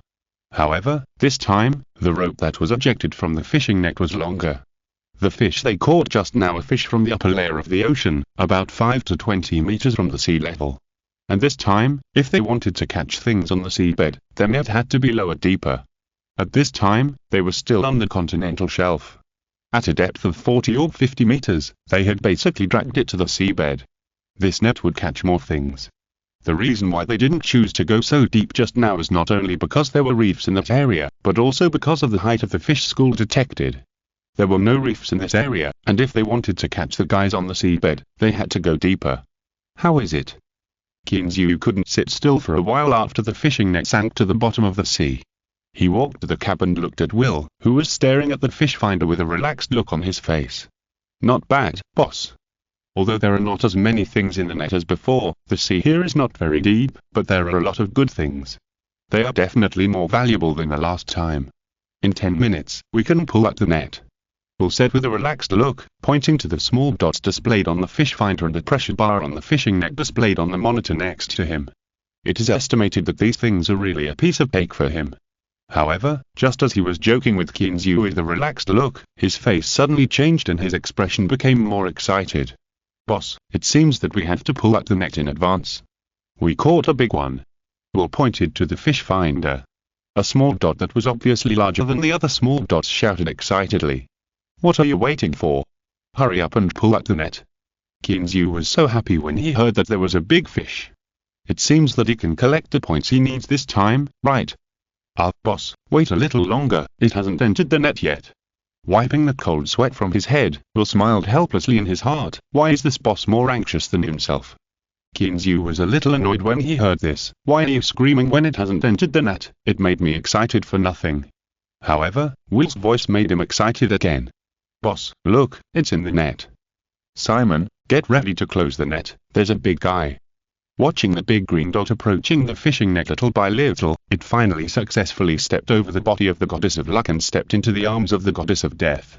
After waiting for this guy to be successfully hugged by the goddess of death, Will first said something to Kinzu a little excitedly, and then shouted loudly into the intercom. However, Simon was obviously not comparable to those rookies who only knew how to follow instructions. Seeing the pressure on the monitor next to him increase instantly, he had already started to close the net. Because he knew very well that the pressure would not increase suddenly without reason. Now it suddenly increased so much. If it was not a big fish, it was a reef. No matter which one it was, he needed to get the fishing net up immediately. Wow! As Simon pressed the button, the winch on the deck began to turn slowly, dragging the long fishing net and began to pull it towards the boat. As the winch slowly turned, the fishing net continued to shrink and deform in the water. Everyone could already vaguely see a huge fish struggling back and forth in the constantly recycled fishing net. Looking at the big fish that was still struggling to death, Will showed a disdainful smile at the corner of his mouth. Little guy, struggle hard. If you can break free, I will lose. However, as the fishing net was slowly dragged closer, Will's eyes became more and more blurred, brighter, and straighter. However, none of the people around him would laugh at him, because except for Kinzu, the fishermen were not much better. Everyone's eyes were fixed on the big fish that was still struggling violently in the fishing net. Shock, confusion, surprise, ecstasy, and other indescribable emotions kept flashing on their faces. As time went by, a large group of fish that was completely different from the previous net slowly appeared in front of the stunned people. It was different because the previous net was basically full of white sea fish, so dense that people felt a little numb. And this net, except for the huge guy with a body length of nearly 3 meters, was basically full of lobsters and crabs, which looked red. Oh my god, this is Atlantic yellowfin tuna. Such a big yellowfin tuna, boss, we're rich. The first one who couldn't help shouting was Aiden. Seeing his startled look, Kinzu couldn't help but curl his lips. If it weren't for my good heart, I might have been scared sick by this guy. What? Wait. What did this guy shout just now? Atlantic yellowfin tuna. Kinzu could not help but touch his ears to make sure he had heard correctly. Chapter 250 Yellowfin tuna. What is Atlantic yellowfin tuna? Almost everyone who has a little knowledge of the ocean knows about it. Atlantic yellowfin tuna is a very precious fish. Because it often swims fast in the deep sea, it is not polluted by the environment and has high nutritional value. Moreover, everything on its body is edible. It is the best among tuna and is known as the king of tuna. It is also a favorite of gourmets. Its meat is delicious, fat-rich, and rich in DHA. Eating more does not cause high cholesterol. It is a good choice for sashimi. If a well-preserved large yellowfin tuna is shipped to Japan for auction, it will be sold for thousands of yuan per kilogram. If a 100-kilogram fish is sold for 100,000 yuan, it is a bit exaggerated to say that it is the gold of the ocean, but it is absolutely correct to say that it is the silver of the ocean. If you have not heard of Atlantic yellowfin tuna, then you must have heard of yellowfin tuna, which is second only to bluefin tuna. Yellowfin tuna, also known as Atlantic yellowfin tuna, is a precious ocean warm water top fish. It is also a type of tuna, named for its yellow dorsal and anal fins. It is the most productive type of tuna. It generally lives in tropical and temperate waters. Its main habitat is usually 50 meters to 250 meters deep, and its depth also depends on the season and different areas of sea level. It can be said that Kinzu was able to catch this big guy this time, which was completely lucky. The whole body of yellowfin tuna is a treasure. The back is Taiwan pine board, which tastes soft when fried, just like pine board beef. The chin is suitable for barbecue, the fish head is used for stewing soup or steaming, and the bones can be crispy and made into spicy dried fish bones. However, the most precious part of it is the belly. The meat of this part is the best in sashimi, called toro in Japanese. The meat is plump and is the best in Japanese sashimi. The price naturally increases due to the preference of those who love this. Of course, Kinzu had only heard of it. He had never been qualified to touch these things before. However, it is said that the meat of the belly of yellowfin tuna can be compared to ice cream, melting in the mouth and extremely delicious. Thinking of this, Kinzu couldn't help swallowing his saliva. Should he satisfy his appetite? Quick, Simon, go operate the crane and get them all out. Remember to be careful and don't hurt it. Seeing that the fishing net had been dragged onto the deck, Will suddenly came to his senses and shouted at Simon, who was still in a daze next to him. Oh, okay, I'll go right away. Simon was obviously startled by the sudden loud voice. He shuddered and immediately woke up from the chaos. After agreeing, he ran to the operating table without stopping. With Simon's quick reaction, the net of fish was poured into the fish tank in about 2 minutes. Quick, carry the fish to the seawater tank. Seeing the nearly 3-meter-long giant tuna enter the fish tank, Will shouted several times and rushed to the fish tank with Aiden and others. Even Simon quickly put down the crane in his hand and rushed into the fish tank with Will and others. Now it can really be said that time is equal to money, because the price of a living yellowfin tuna and a dead yellowfin tuna is very different. For example, if a living yellowfin tuna is worth 100,000, then a dead yellowfin tuna is worth 30,000. Because such precious fish as marlin, swordfish, and tuna are basically not sold alive. Even in aquariums, there are rarely marlin or swordfish on display, because these fish are too difficult to catch. The swimming speed of these fish is so fast that fishing boats can't catch them, so trawlers will definitely not catch them.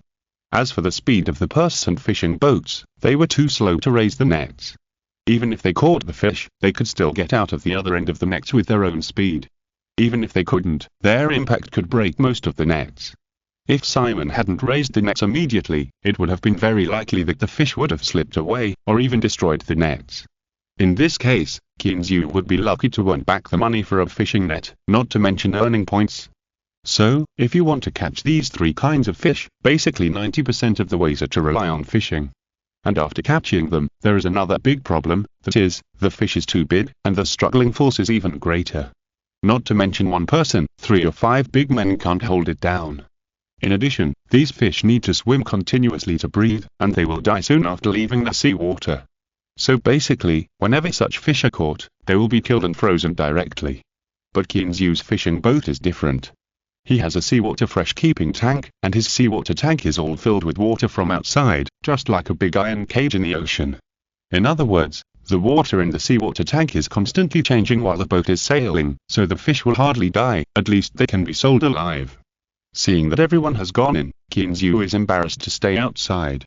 Although he is not qualified to be a fisherman, he is strong enough. He helped everyone to lift the big guy who was still jumping around to the seawater tank, and then several people gently put it into the sea. The movements were so gentle, as if they were caressing the tender skin of their lover. Only after putting this big guy in and watching it swim quickly in the seawater, Kinzu and his friends breathed a sigh of relief. As for the other precious seafood in the seawater tank, of course they were separated. Although this guy is more valuable, the guys who can enter the first-class VIP cabin like the seawater tank are not simple guys. What if it swallows one in a few bites? Wouldn't Kinzu be heartbroken? After finishing the work here, Kinzu and his friends returned to the fish hold to sort out other sea fish and some good guys. Apart from other things, just the hundreds of large and small lobsters with dark green shells were enough to make Kinzu excited for a long time. Damn, there is nothing bigger than that one. Walking into the fishing boat, Kinzu saw a huge lobster at a glance. The body length was close to 80 to 90 centimeters. Just looking at the front claws, it was 50 to 60 centimeters long. Boss, look, I didn't lie to you. Such a big lobster is already considered a lobster king, and it can be sold for at least $1,000 or $2,000. Hearing Kinzu say this, Aiden smiled and explained, $1,000 or $2,000? This price is really good. Kinzu looked at the big guy in his hand and the big lobsters next to him, which was smaller than the one in his hand, but not much smaller. He was very emotional. These were all points. Today is the 5th update, extra update for the Strong Guardian. 10. Fin DS capture much as great as Pelaga hasta el final. No se olviden dull like busgasms contenido exclusivo IXO inmediato. Suscribete nuestro Patreon. Recuerda, cada like, suscription o donaquim nos anima a continuar. Gracias a todos nos vemos en el próximo video.